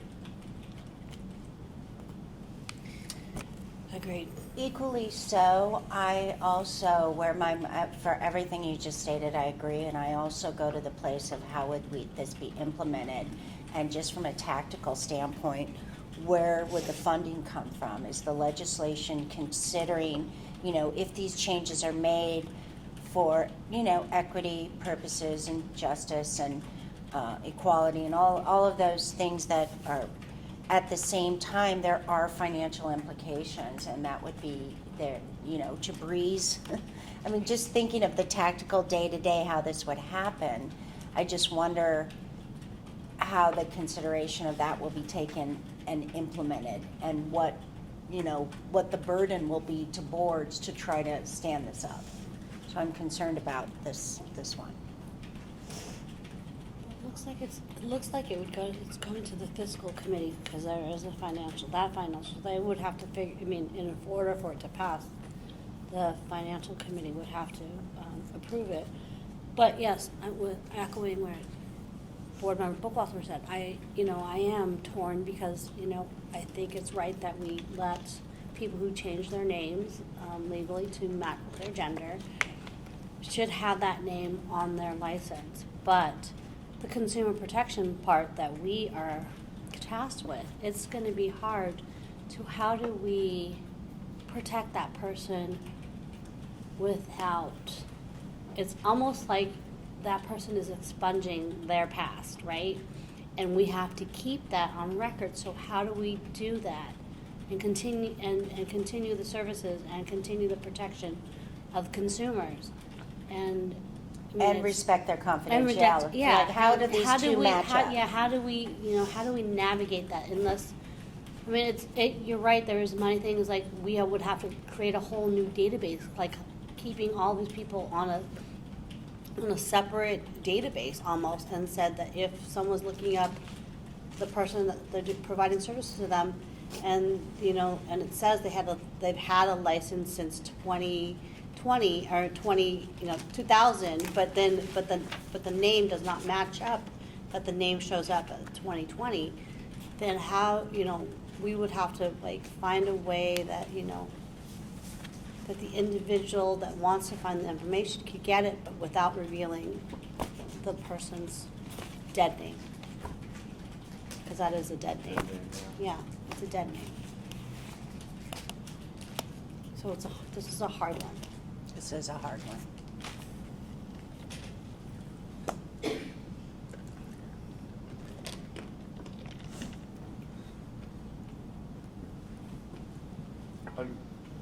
I mean, we could, so we could oppose, we could watch, we could support. I don't think support is what we're thinking. People don't seem Right. comfortable with support. You could have No, proposed unless I'm more amended. comfortable with Oppose. oppose unless amended, and the unless amended. What And would I the still, amendment be? well, I still think we could include a very respectful statement which captures the comments that have been made about while we recognize, and I think there's an element of doing that, but I'm more comfortable with a final statement about opposing because of the implications, both for confidentiality and for financial. That's more why I would be an oppose unless amended. I actually thought of a question, Heather, in Breeze, if a person transitions from, let's say, female to, I mean, we don't have a non-binary option, which is one of the questions that's come up before. There's only male and female. And then when a person transitions and selects the opposite gender, or, you know, has to select whether new or not select, but I mean. I don't think they would be able to. I Could think they it's almost change? like it would be a request to us, and we would have to go in on our side and change it, I believe. So in Breeze, you could have, okay. That's what I think, because you know what, the external facing Breeze that licensees see, I mean, does not look like what we see behind the scenes. And to, because we did, Christopher and Helen and I did actually talk about this bill the other day, you know, because there's, you know, a myriad of concerns, and I think there's probably going to be some, you know, suggestions from TCA, you know, about this if this goes forward. And so, like, for example, you guys, you know, you vote on cases, and you know in the description of the allegations, there's references, she, he, him, her, you know. And so instead of just, you know, redacting the name, we would have to redact every reference like that. And then that would be telling, right? I mean, because you're going to say, oh, this says Heather. And you're looking at this attached document that says I was on probation 6 years ago, and there's all these redactions. That's just as telling. Do you know what I mean? And Yep. so, it's not easy to keep that information and separate it from the dead name because of that. You know, we would have to do that redaction piece like to every single case so that you couldn't identify the ones who did it intentionally due to gender change. Do you know what I mean? So I don't know how you reconcile that public protection issue and then the privacy and so. I would be happy with what President Miller said, that we oppose it with the caveat that we would support this if these concerns were addressed. You know, how do we deal with confidentiality? How do we review, how do we continue to protect the consumer? How do we pay for all these, you know, extra work that's gonna go on? You know, how do we, you know, I guess, align the two issues without violating anybody, right? The licensee or the consumer or, you know, the public, anything. We just need some kind of understanding. So the oppose unless amended sounds like protection of consumer, Is the main thing. sounds like confidentiality, Mhm. and it sounds like financial implications. Yes. And would you, consumer protection? Yes. So would you be able to if we go there, do you have enough in And- each category? And the, when you talked about the alignment, because I liked that, and that is Yes. the alignment of the consumer protection and the confidentiality, right? I mean, Right. okay, so Yes, yes. yeah, the Okay. yeah, that alignment, because it's. Right, yeah, no, I Because we I have to like figure that. out how do I we do, align yes. that, I mean, and you're right Yeah. about when we have to redact all those things, and then we read the cases in the previous, that you see that, then you know that there's something, Mhm. and, you know, obviously that something is the person changed their gender, and that's not, that breaks all the confidentiality of that individual too, and then their rights as a human being to live their true selves. Yeah, I just, Anything over? section, the third paragraph of the bill says the board shall establish a process for, you take the name away off of the online system is the second paragraph. So the dead name is gone from the system, but the board shall establish a process for providing a licensee or registrant's current name or enforcement action record linked to their former name upon receipt of a request that is related to an enforcement action against the licensee in search of a license by a previous name. How would we, the logistics of that are, What I if don't know the- how that would work, how that would happen Right. from a regulatory perspective. And the updates to Breeze alone would be very cost prohibitive. What if they, as Heather said, that they're only, let's say, we have the same information when you log in and look at some licensee, right? So you have all of their names and correct, updated information. But then if you just log in randomly, like let's say I don't have that account, and only the current name would show up. But maybe if they would, you can search for anybody, but if maybe there's a certain paperwork, that it's a certain request you can put in, should you want to go after a licensee. So through that, they would,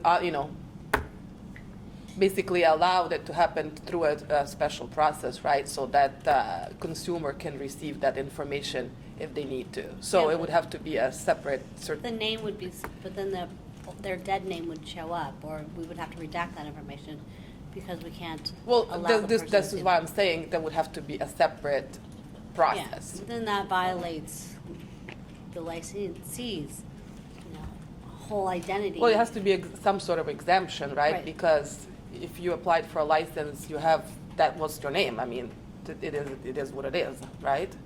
So, but it wouldn't appear to everybody. But that's what I'm saying, a special process that you request that for this one, licensee, that you would want to see all of the names and previous history. If you want to go out, I mean, normally people don't need that. It would be a very special request that by law they would have to allow it to be displayed. So our executive officer has enough information from us on the topics of consumer safety, confidentiality, and fiscal financial implications if we choose to oppose unless amended on those three topics.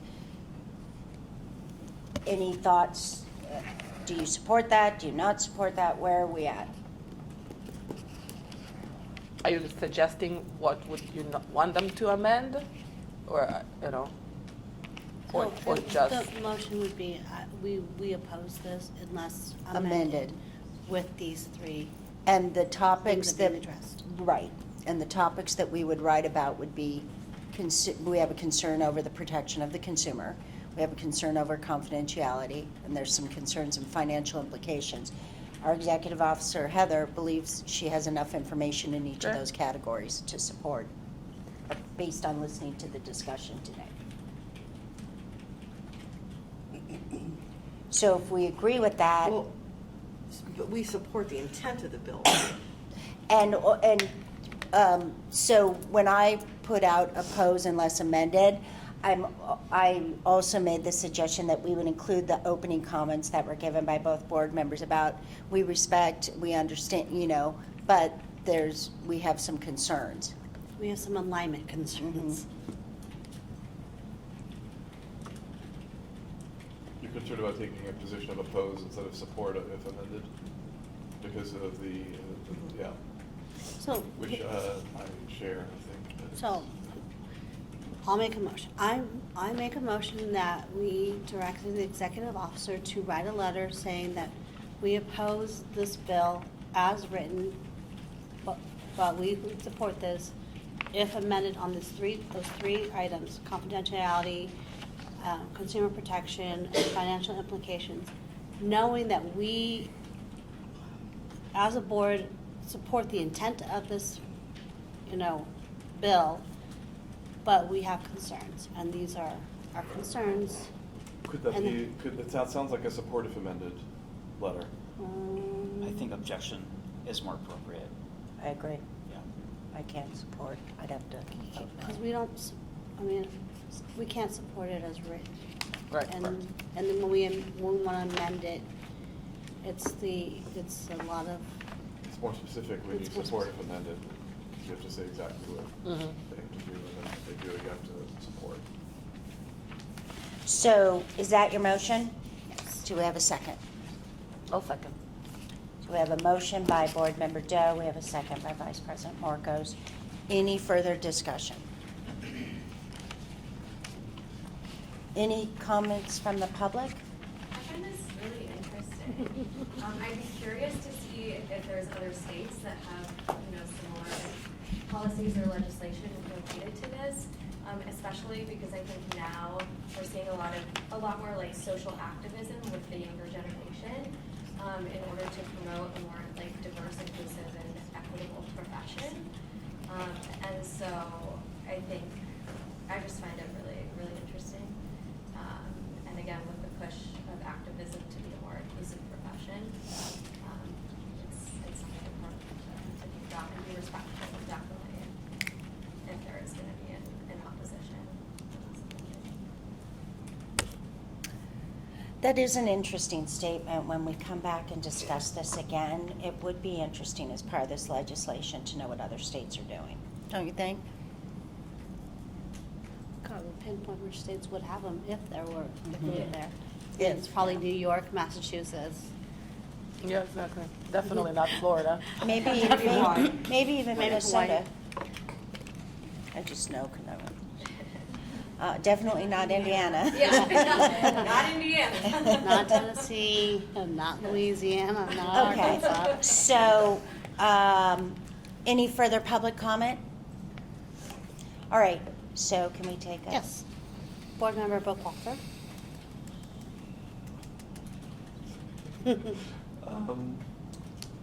I'll say yes. Board Member Cabrera. Yes. Board Member Pavlovich, absent. Board Member Whitlisbach.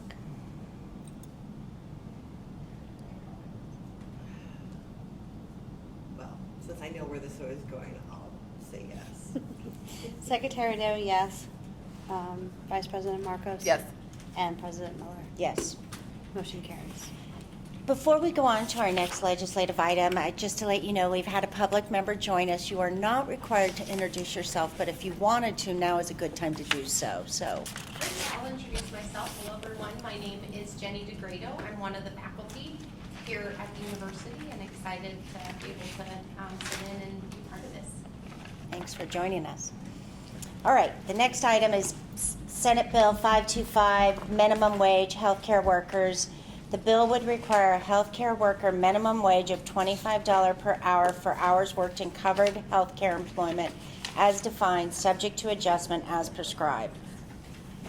This bill would require for covered healthcare employment where the employee is paid on a salary basis that the employee earn a monthly salary equivalent to no less than 2 times the healthcare worker minimum wage for full-time employment in order to qualify as exempt from the payment of minimum wage and overtime. I think I watched a rally down in LA where this legislator spoke and all the healthcare workers came out.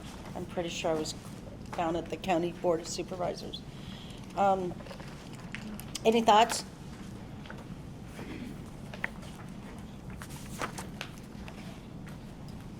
This is far less than the rate my family has had to pay in the last year for in-home care, which is about $35 an hour. Some of which would go to the agency, I would think, but, and far more than we had to pay 10 years, 15 years ago when my, when my mother-in-law required care when she lived with us. Which was then, it could be a hardship, but I'm not super comfortable about getting into taking positions on wages from a consumer protection standpoint. It will make care unaffordable for some, probably, but it also provides, there may be some improvement in quality if you have a higher paid among the workers. So it's a trade-off, potential trade-off. Hopefully not a trade-off. I agree. I'm not comfortable getting into the weeds on salary topics either. Whether the care would be better that's yet to be seen, I don't know.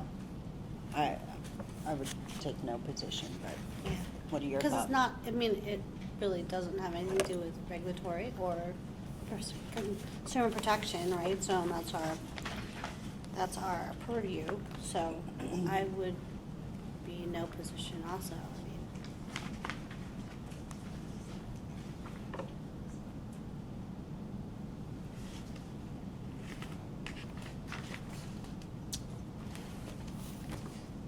Are we looking at a watch? Okay. Yeah. Yes. Watch, please. Yes. Okay. Hi. Do we have any comments from the public? Hi, Denise. So Denise Sky, SAU United Healthcare Workers. SAU is proud to sponsor SB 525 under the authorship of Senator Durazo. California was facing a healthcare workforce crisis prior to the pandemic. We are now facing a full-blown workforce shortage. Some 83% of our workers are reporting working short-staffed. And prior to the pandemic, we were facing a gap of 500,000 allied healthcare workers. And so we see this legislation as a really critical step, not a silver bullet, but one way to address issues of access and this workforce crisis that we're seeing. And so we see this as a way to retain staff who've been considering leaving the profession after the last few years.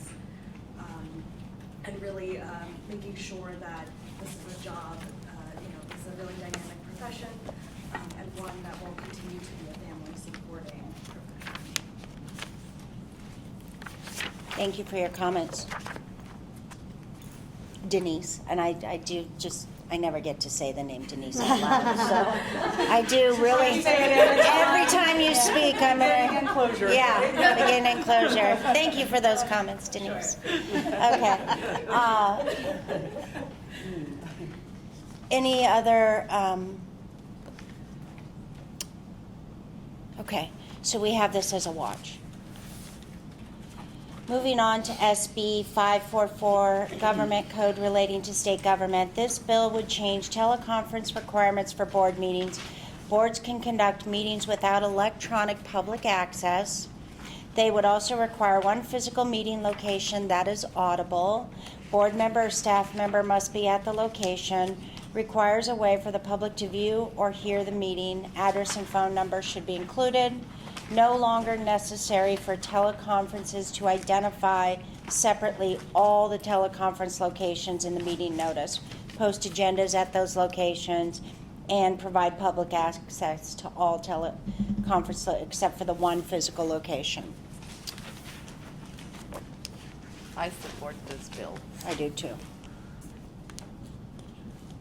for sure. Make a motion. Oh. Well, Christine, you need Yeah, a little it's bit more passed the time? Senate and is in Okay, the I would like, Assembly now. I'd like to make a motion that we support Bill SB 544, and we send a letter of our support to the author. Do we have a second? I second. So Vice President Marcos made the motion, Board Member Bookwalter made the second. Any board discussion? Heather looked like she had something to say. Oh, I just wanted to circle back that I needed a couple of points to include in the letter. Oh, Just like, maintaining the privacy of the home address of the remote participant, for example. Correct, that would be something that would be, Yes. Well, that's just one idea. Is the- I mean, is that- Right, just right, stick with no. one? no, we're gonna get more right Okay, all now. right, perfect. All right. We've successfully used this model during the pandemic. Yeah. And it represented a good balance between access, improved access Definitely. to meetings for the general public, as well as cost savings for the Okay, thank board. I think we could say that, can you Yeah. not? And Yes. then No, you could I- throw in protecting Our- the confidentiality Of our homes. of, yeah. Yeah. Yep, okay, thank you. Do you have enough? Yes? Okay, any comments from the public? Okay, Board Member Bookwalter, Yes.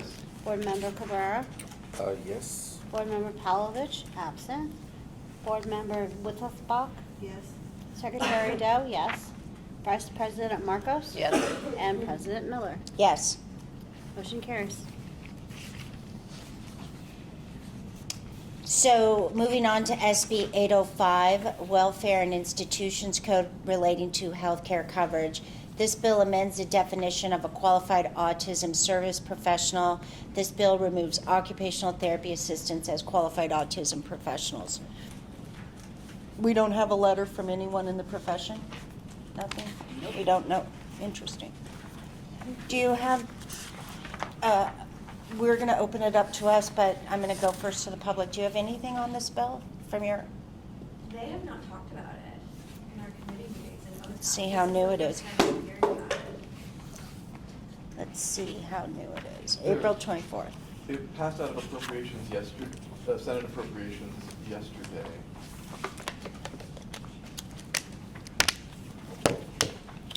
Ordered to a third reading.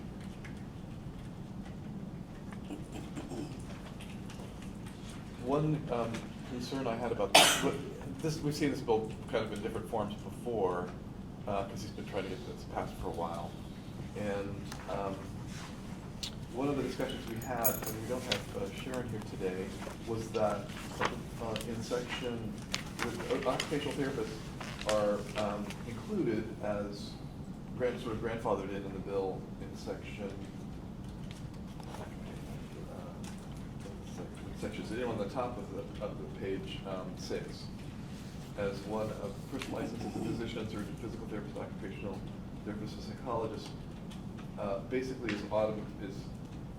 is considered a qualified autism service provider.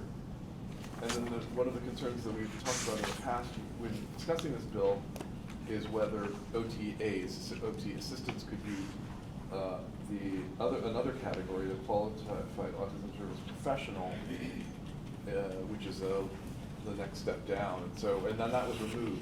The top of page 4, the language that struck out removes the option for an associate or assistant licensed by the California Board of Occupational Therapy to be considered that other level of professional. I oppose this. I'll just Yeah. cut right to it. Yeah, limits it to the For a million. psychology associate, associate marriage and family therapist, associate clinical social worker, or associate professional clinical counselor as defined and regulated by the Board of Behavioral Sciences or the Board of Psychology. So only that board would be allowed to identify. a The person ABA, right? Behavioral as a qualified health. autism So to service me, this provider. is another way to backdoor in that the ABA can only practice a specific scope. Secondarily, I think that although it's occupational therapy assistant, it's an extension of occupational therapy.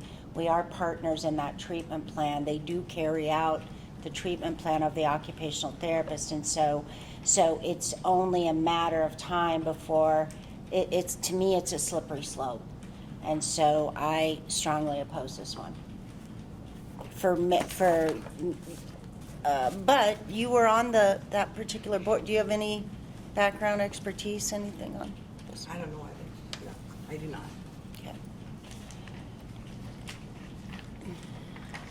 The pose that I would put out there would be, we would build it would be specifically going to our scope. I think this is a scope and a infringement that, you know, and when we think about workforce diversity and we think about access and we think about all the different areas throughout the state of California and the access to services only being through ABA professionals, when in fact occupational therapists have been practicing in this specialty area for forever. And so why, to me, You know what it might be? It might be the level of education that an OT assistant has compared to these other people. and I do think that's actually a big part of it, but they're part of our treatment plan, and so to me, No, I understand what you're saying. You just asked me why. well, yeah. Yeah. I think that is probably the crux. Because it's so different from the level of education of all the other people in that group. Mm-hmm. So, but I understand what you're saying, and I would oppose this. I mean, if you're qualified and trained to do something, you should be able to do it. I would oppose this. Yeah. I would, Yeah, I'm up for and I it. would focus on the access. I would agree about the access issues with the consumer. There's a need for more, Not less. not Yeah. less when it comes to autism services and behavioral health, behavioral treatment. I mean, we already know we have a shortage for healthcare professionals in general. Why are we eliminating, you know, another category of healthcare professions by doing this? Could we say oppose unless amended to include occupational therapy assistants? And to restore that language, yes. Mm-hmm. Full of them like that. Would there be something? Oppose unless amended to restore the language, and the support for that would be the framework, the scope of practice, and the treatment plan between the OT and the OTA, and the access issue. Is what I heard so far. Anything else? So I move that we oppose unless amended to restore the language allowing for occupational therapy assistants to participate fully and participate in the autism service, or as autism, qualified autism service professional. Do we have a second? I'll second it. So Board Member Bookwalter made the motion, Board Member Doe made the second. Do we have any further board comment? And do we have comments from the public? Would you be willing to take this back to the professional association and Definitely. see where their position is? Yeah. Thanks. Okay, Board Member Bookwalter, Yes. Board Member Cabrera, Yes. Board Member Palovich, absent, Board Member Witzenbach, Yes. Secretary Doe, yes, Vice President Marcos? Yes. And President Miller? yes. Motion carries. Professions and vocations potential fee bill. This bill would authorize the board to reduce the continuing approval fees in the above described circumstances for a program that experiences a reduction in enrollment capacity that directly leads to a reduction in state funding. The bill would revise related provisions to require the board to require a program to provide documentation for purposes of issuing the fee reduction.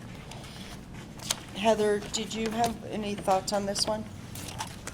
This is the bill that will be amended to include the board's fee increase language.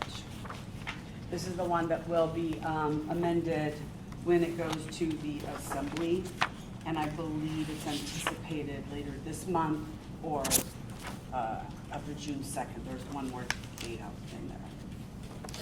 So were we gonna wait until the new language comes out and then meet to discuss whether to support it? Yes, I would ask that. Okay? So then the recommendation is to watch. Correct. And when do we think the new language is coming out? Later this month or early June.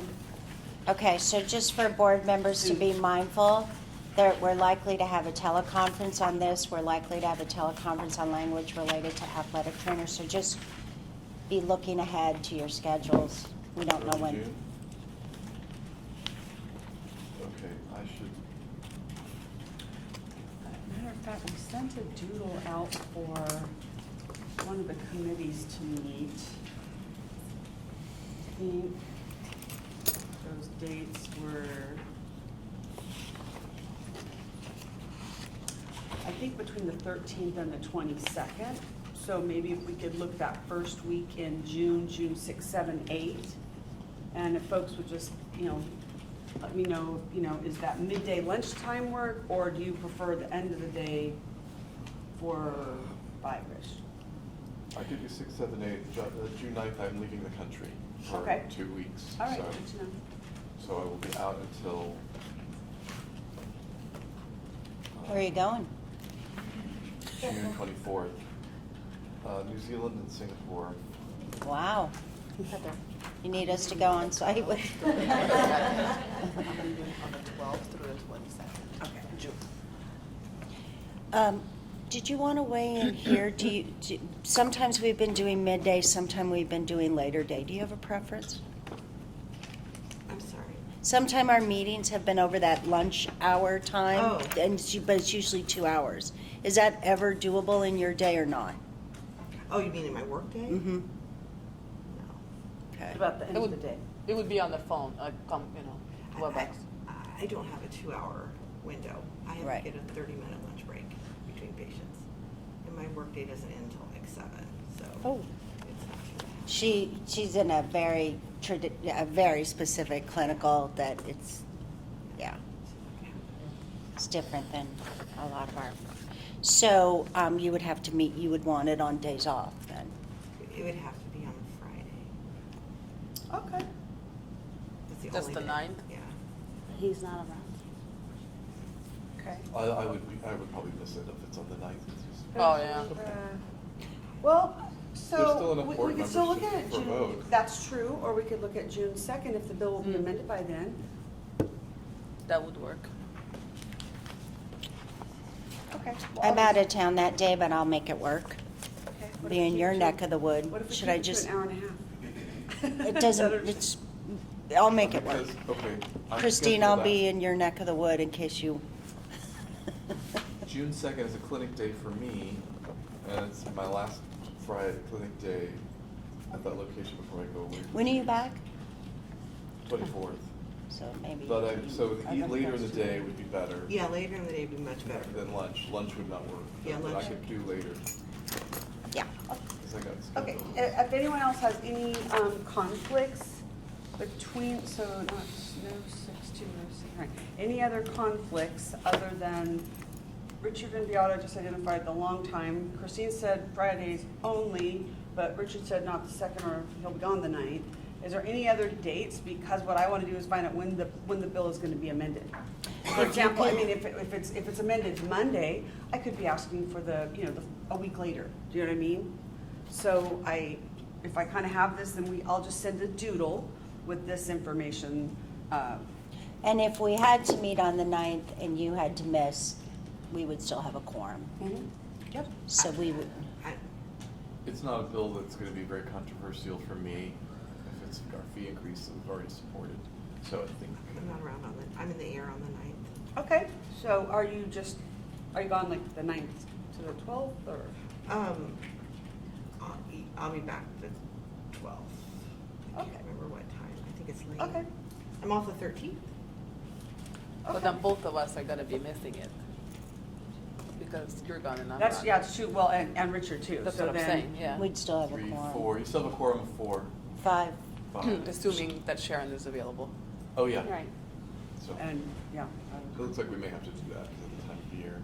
Okay, so Okay, at least I'll we send it know, to you at least once I we know. know the landscape. I can do the 8th. Okay. Oh, Thursday? Yeah, I just happen to be off that day. Oh, okay, the Thursday. I'm also, So the second that's or a, eighth? I'm, The do eighth it would anytime. be- Yeah, okay. 8th would be great Yeah. if that Okay. works. It is great. Okay. School. Okay. After 4:15. Okay, so then, Okay, so moving on, so that concludes, we'll go into further updates about the fees in your report, right? We can move on from legislation, Heather, Did we wouldn't get to we? get public comment on that? We haven't. but any I'm further sorry. discussion on that? Do you have any further comments about the fees, or can we do that in your report? I have no further comments on that. Okay. Do we have any comments from the public? Okay. Okay, so do you want a summary or everyone's good? You just Go trust for that it. my notes Go are for it. good and we've got the recording? Go for it. Okay, so AB 47 regarding pelvic floor coverage, support if amended, AB 381 teacher credential support. Watching AB 656 and 796. Supporting AB 883, which has to do with the Department of Defense Skill Bridge Program and expedited licensure. Watching AB 996 regarding the conflict of interest. Requesting a legal analysis from our attorney regarding AB 1028 and modifying the mandatory reporters. I've got watches on AB 1369, 1612, 1707. I've got oppose unless amend on SB 372 regarding the name and gender changes. Watching SB 525 regarding minimum wage for healthcare workers. Supporting SB 544 relating to the board holding its meetings. Supporting that, if I didn't say that. Oppose unless amend AB 805 since OTAs were omitted from the qualified service providers, and watching SB 816 until our fee language is amended into it, and then meeting to discuss. Thank you for that summary. Okay. So moving on, we've already identified agenda item 22, the selection of the dates. We're looking at 1123. Item 23, new suggested agenda items for a future meeting. Do you have that in your executive report where the list is? 'Cause it's, Yes, it is. This is for Okay. new, not previously approved. got it, okay. Are there any new topics that the board would like added to future agenda at this time? Okay. Okay. Then what we're going to do is we're going to move on to, before we go to agenda item 24, I just want to address, oh, do we have any public comment on agenda items for the future? Okay. You sure, Denise? No, I'm kidding. She just wanted to say Denise. Yeah. Okay. So moving on, before we go to agenda item 24, I just would like to go back and identify that agenda item 13, consideration and possible action on board policy revised at February 2023 meeting regarding reviewing disciplinary cases sent to members via mail for ballot vote. We are going to move this to the August agenda. This is one that we've been in dialogue and discussion with our permanent attorney, which is Helen, and we'd like her to weigh in on this topic. So we are going to move it to the August agenda moving forward. Nothing else there? Okay. Moving on, let's look at agenda. Well, does the public have any, we're moving it. Do you want to comment on? Okay. Okay, moving on to agenda item 24, the executive officer's report.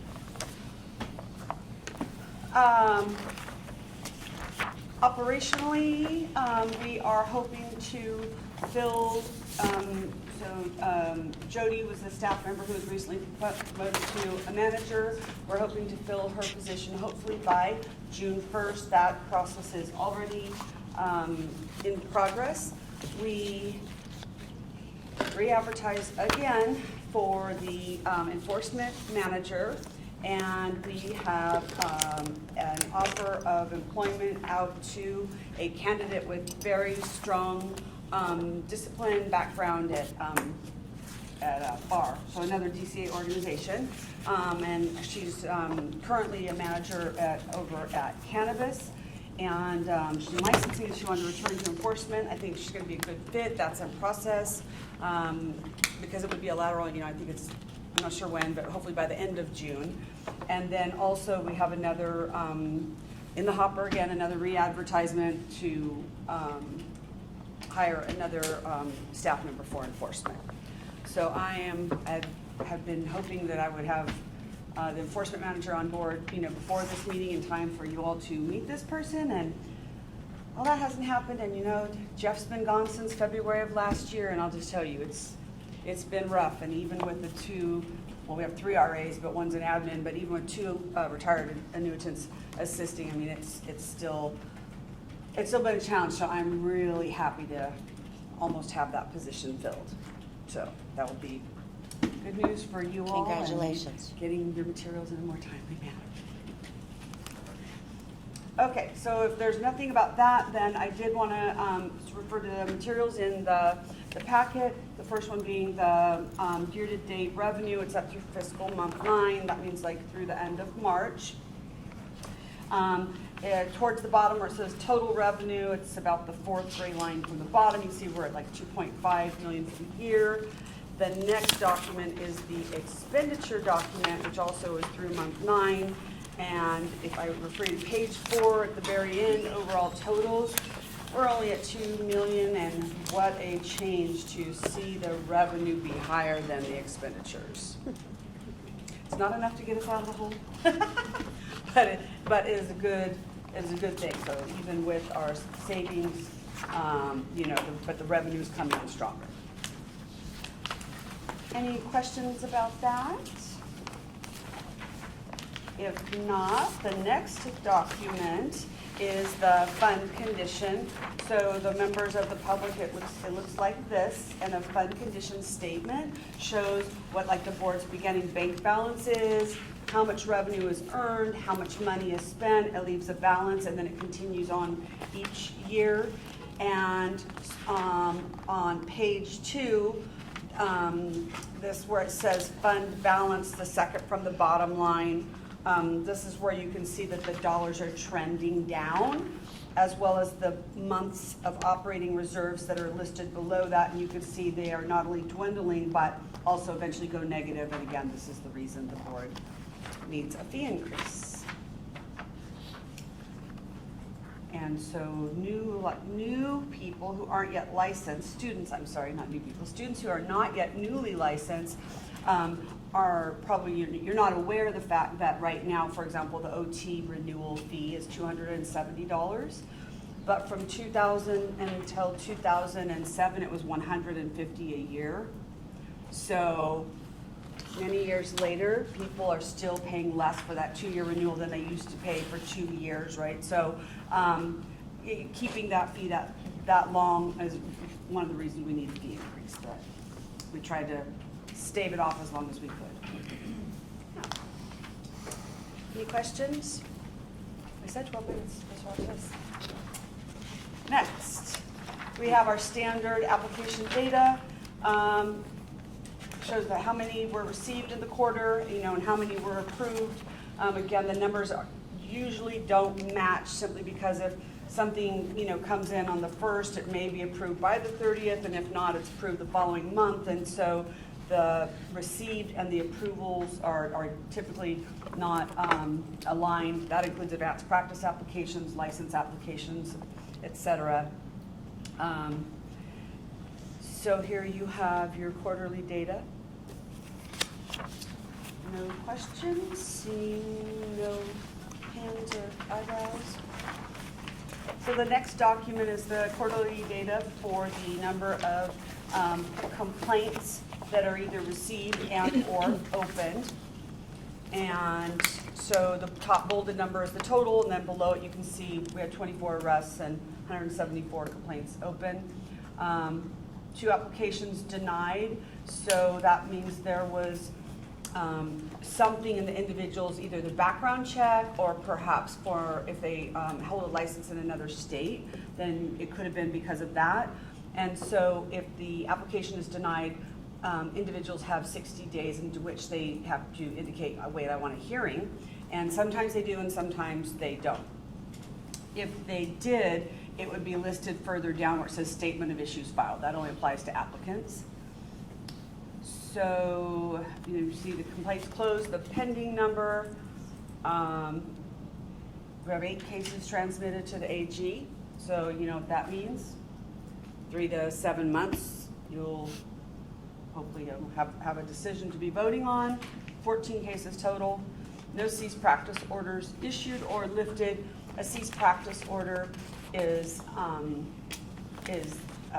something we do if an individual is on probation for substance abuse or substance use disorder, and they are subject to mandatory biological fluid testing. If they test positive, a cease practice order is issued immediately and they're pulled out of practice. And then there was only one final decision issued during that time, and a final decision means the board has voted on either a decision proposed by an administrative law judge or a stipulation negotiated with staff and the licensee. Y'all going? Okay. Citations issued.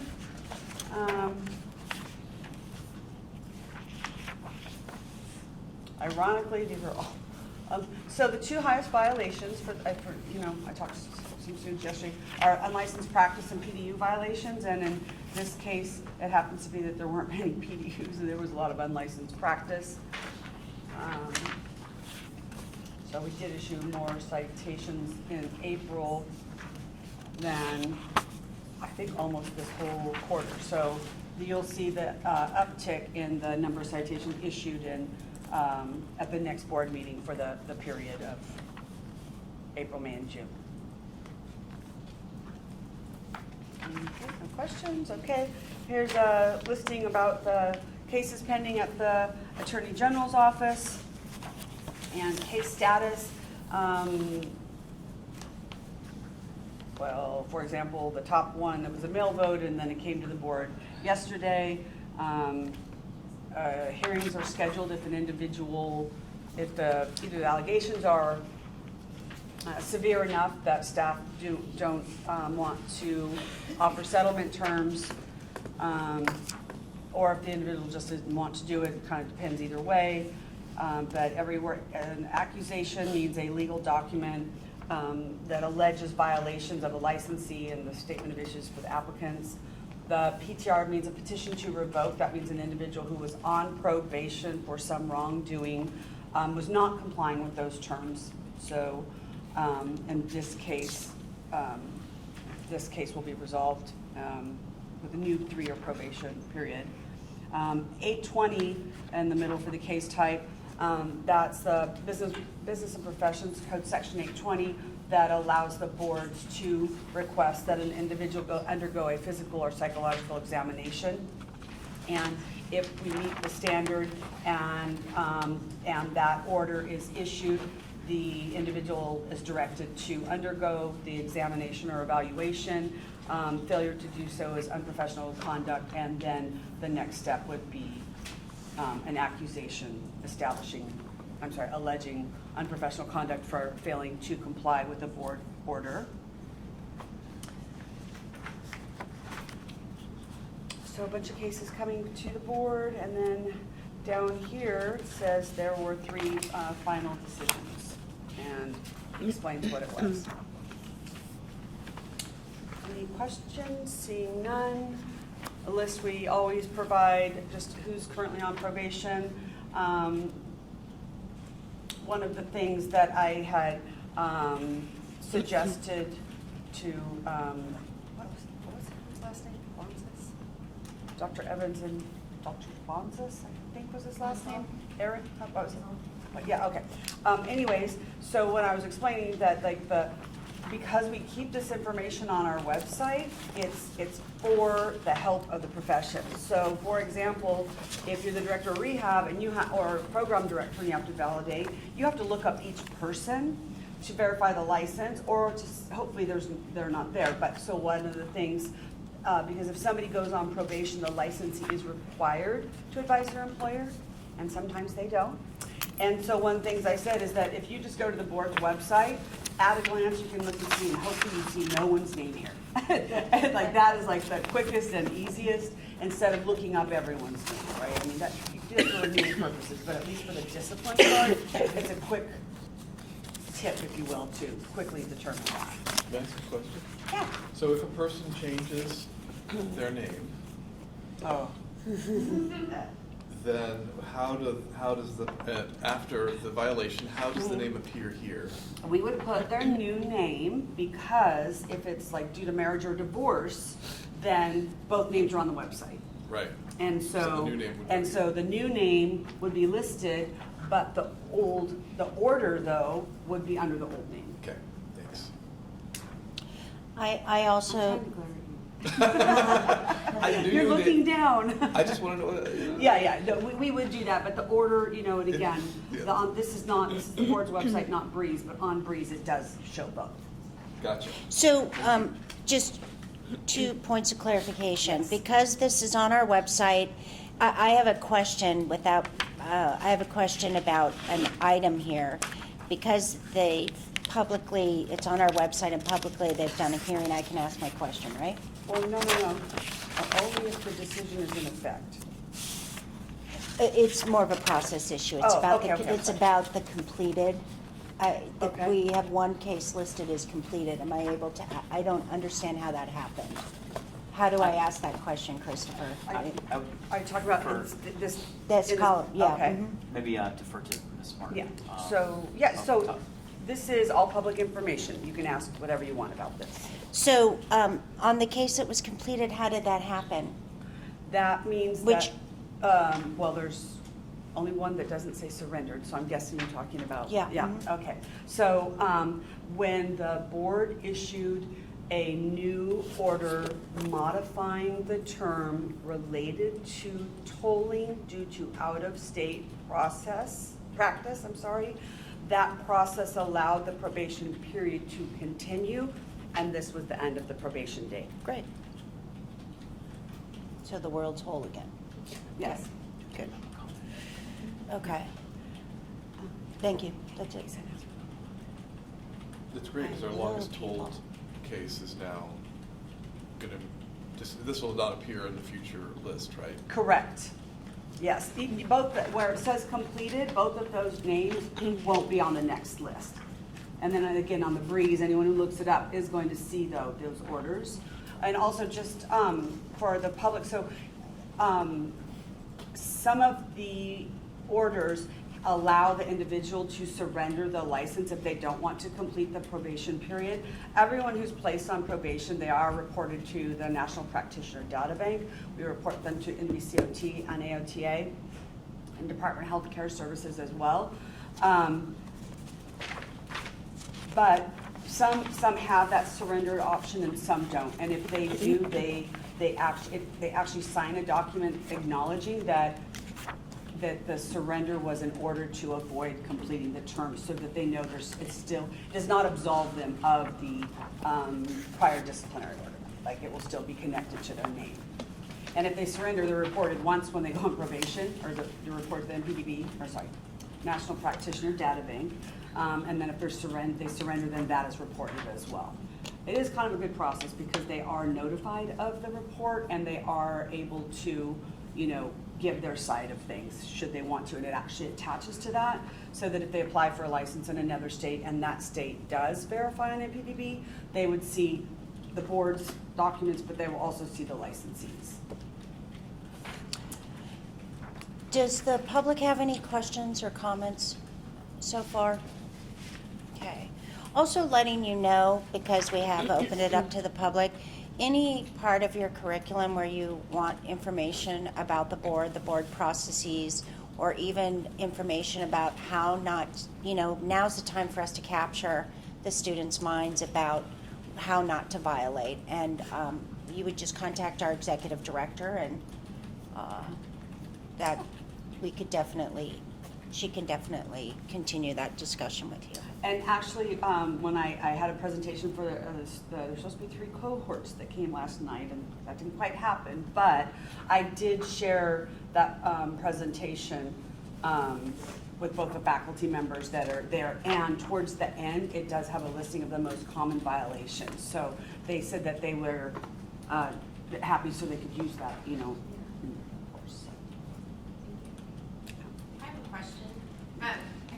Just for clarification, when you were starting to look at this section, I think you mentioned that most of the denials were from out of state. when they had a license from another state. I think maybe I heard it wrong, I just wanted clarification. No, I'm sorry, well, we only had 2, but if it could be because they came from another state and maybe that state license was disciplined or revoked, or it could be something came in their background check that was substantially related to the knowledge, skills, and abilities and grounds for denial for that reason. That makes sense. So, right, like, 4 DUIs in a 1.5 year period, for example, we would deny that application. And then the individual could say, okay, never mind, I don't want to be licensed in California, I'm going to Nevada. Or instead they could, go through that process and get a license with terms and conditions on probation. Makes sense. Thank you. Yep, sometimes they do jump states hoping to avoid that. Yeah. You still have 2 more. Yep. So the next item is the listing of future agenda items. Sometimes that things come to the surface that, let's discuss this, or we want more information on this. And so we kind of keep it on here because sometimes the number of items really exceed the capacity for the upcoming board meeting. And so they have to be pushed out or spread out through the year.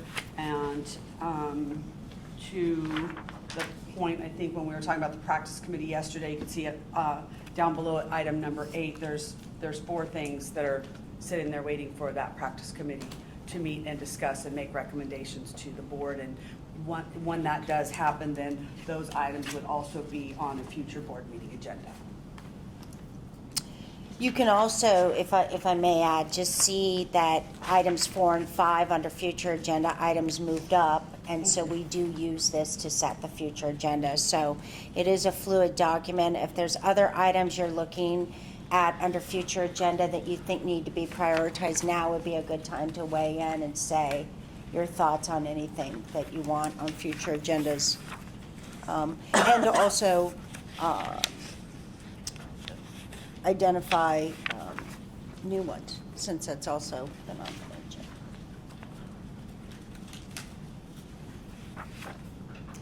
Any public comment? Okay. Last one, under item 24H, other informational items. I included the memo from the Director of the Department of Consumer Affairs on leadership's role in diversity, equity, and inclusion, telling what the department's doing. They also created this new DEI fact sheet, so I provided that. Then the other one had to do with the new policy that I believe was just voted on by the RA at the AOTA conference, interventions to support occupation, so I included that for your information. And then the State Affairs newsletter, again, I just provide that because that concludes my report. Questions? Comments? Did you give an update on the fee? Or we're at with our discussion? No, just the big difference to when we talked about it in SB 16. You want furniture? I do. Okay, so I want to circle back earlier to agenda item 21. I wrote on mine, I think it's P. Is it? I'm sorry, I wrote the position on there. Yes, P, SB 816. So that's about the fee increase, so I've been asked to provide a little background. So the board talked about the need for a fee increase throughout most of 21 and all of 22. And in August of 2022, after a budget committee of both a licensee and public member, the board discussed it several times, and then they sent it to a committee. The committee met 3 times, they came back and they had a recommendation to the board. The specific language of that is in this materials under item 12.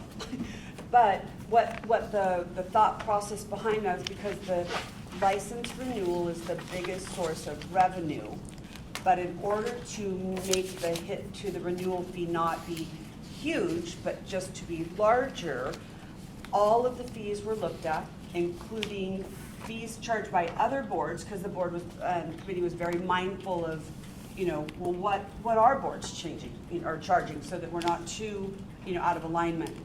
Some of the fees are a little higher, some are a little lower that they eventually approved, but the thought process was to raise a variety of fees and establish several new fees, all in the goal of not having the renewal fee be the biggest hit.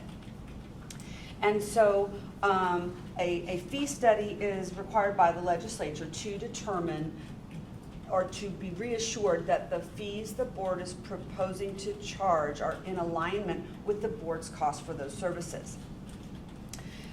That's a very lengthy process of an invitation for bid, 4 or 5 months, the contract, and the accounting firm has to do it. So And costly. It's costly. And so we did, and I got the board to approve that. It's $40,000 to $50,000, which is, counterintuitive when your money is lessening. So the board approved that expenditure. They approved language. Because of the fund condition and increased revenue as well as continued savings, it was thought we don't need a fee increase this year. We need one in January of '24 to be in effect January of '25. The fee study was going to be done during calendar year '23 to have that information for the bill next year.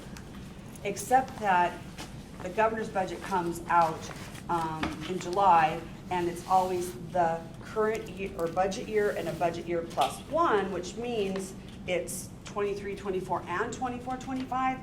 You can see from the board's documents, it was projected to be negative.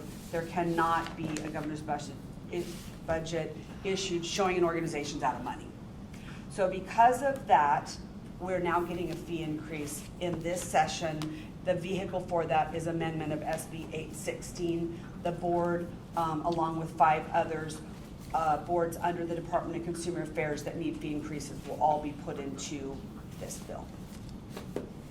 And when asked by the legislature, because we will be asked now why we don't have a fee study, the explanation will be, well, we've approved it, we have the language that approved it, and we had it happening during a time, but... There was insufficient time Right. to have that due to the need to get this introduced now rather than next year. So it's moving forward.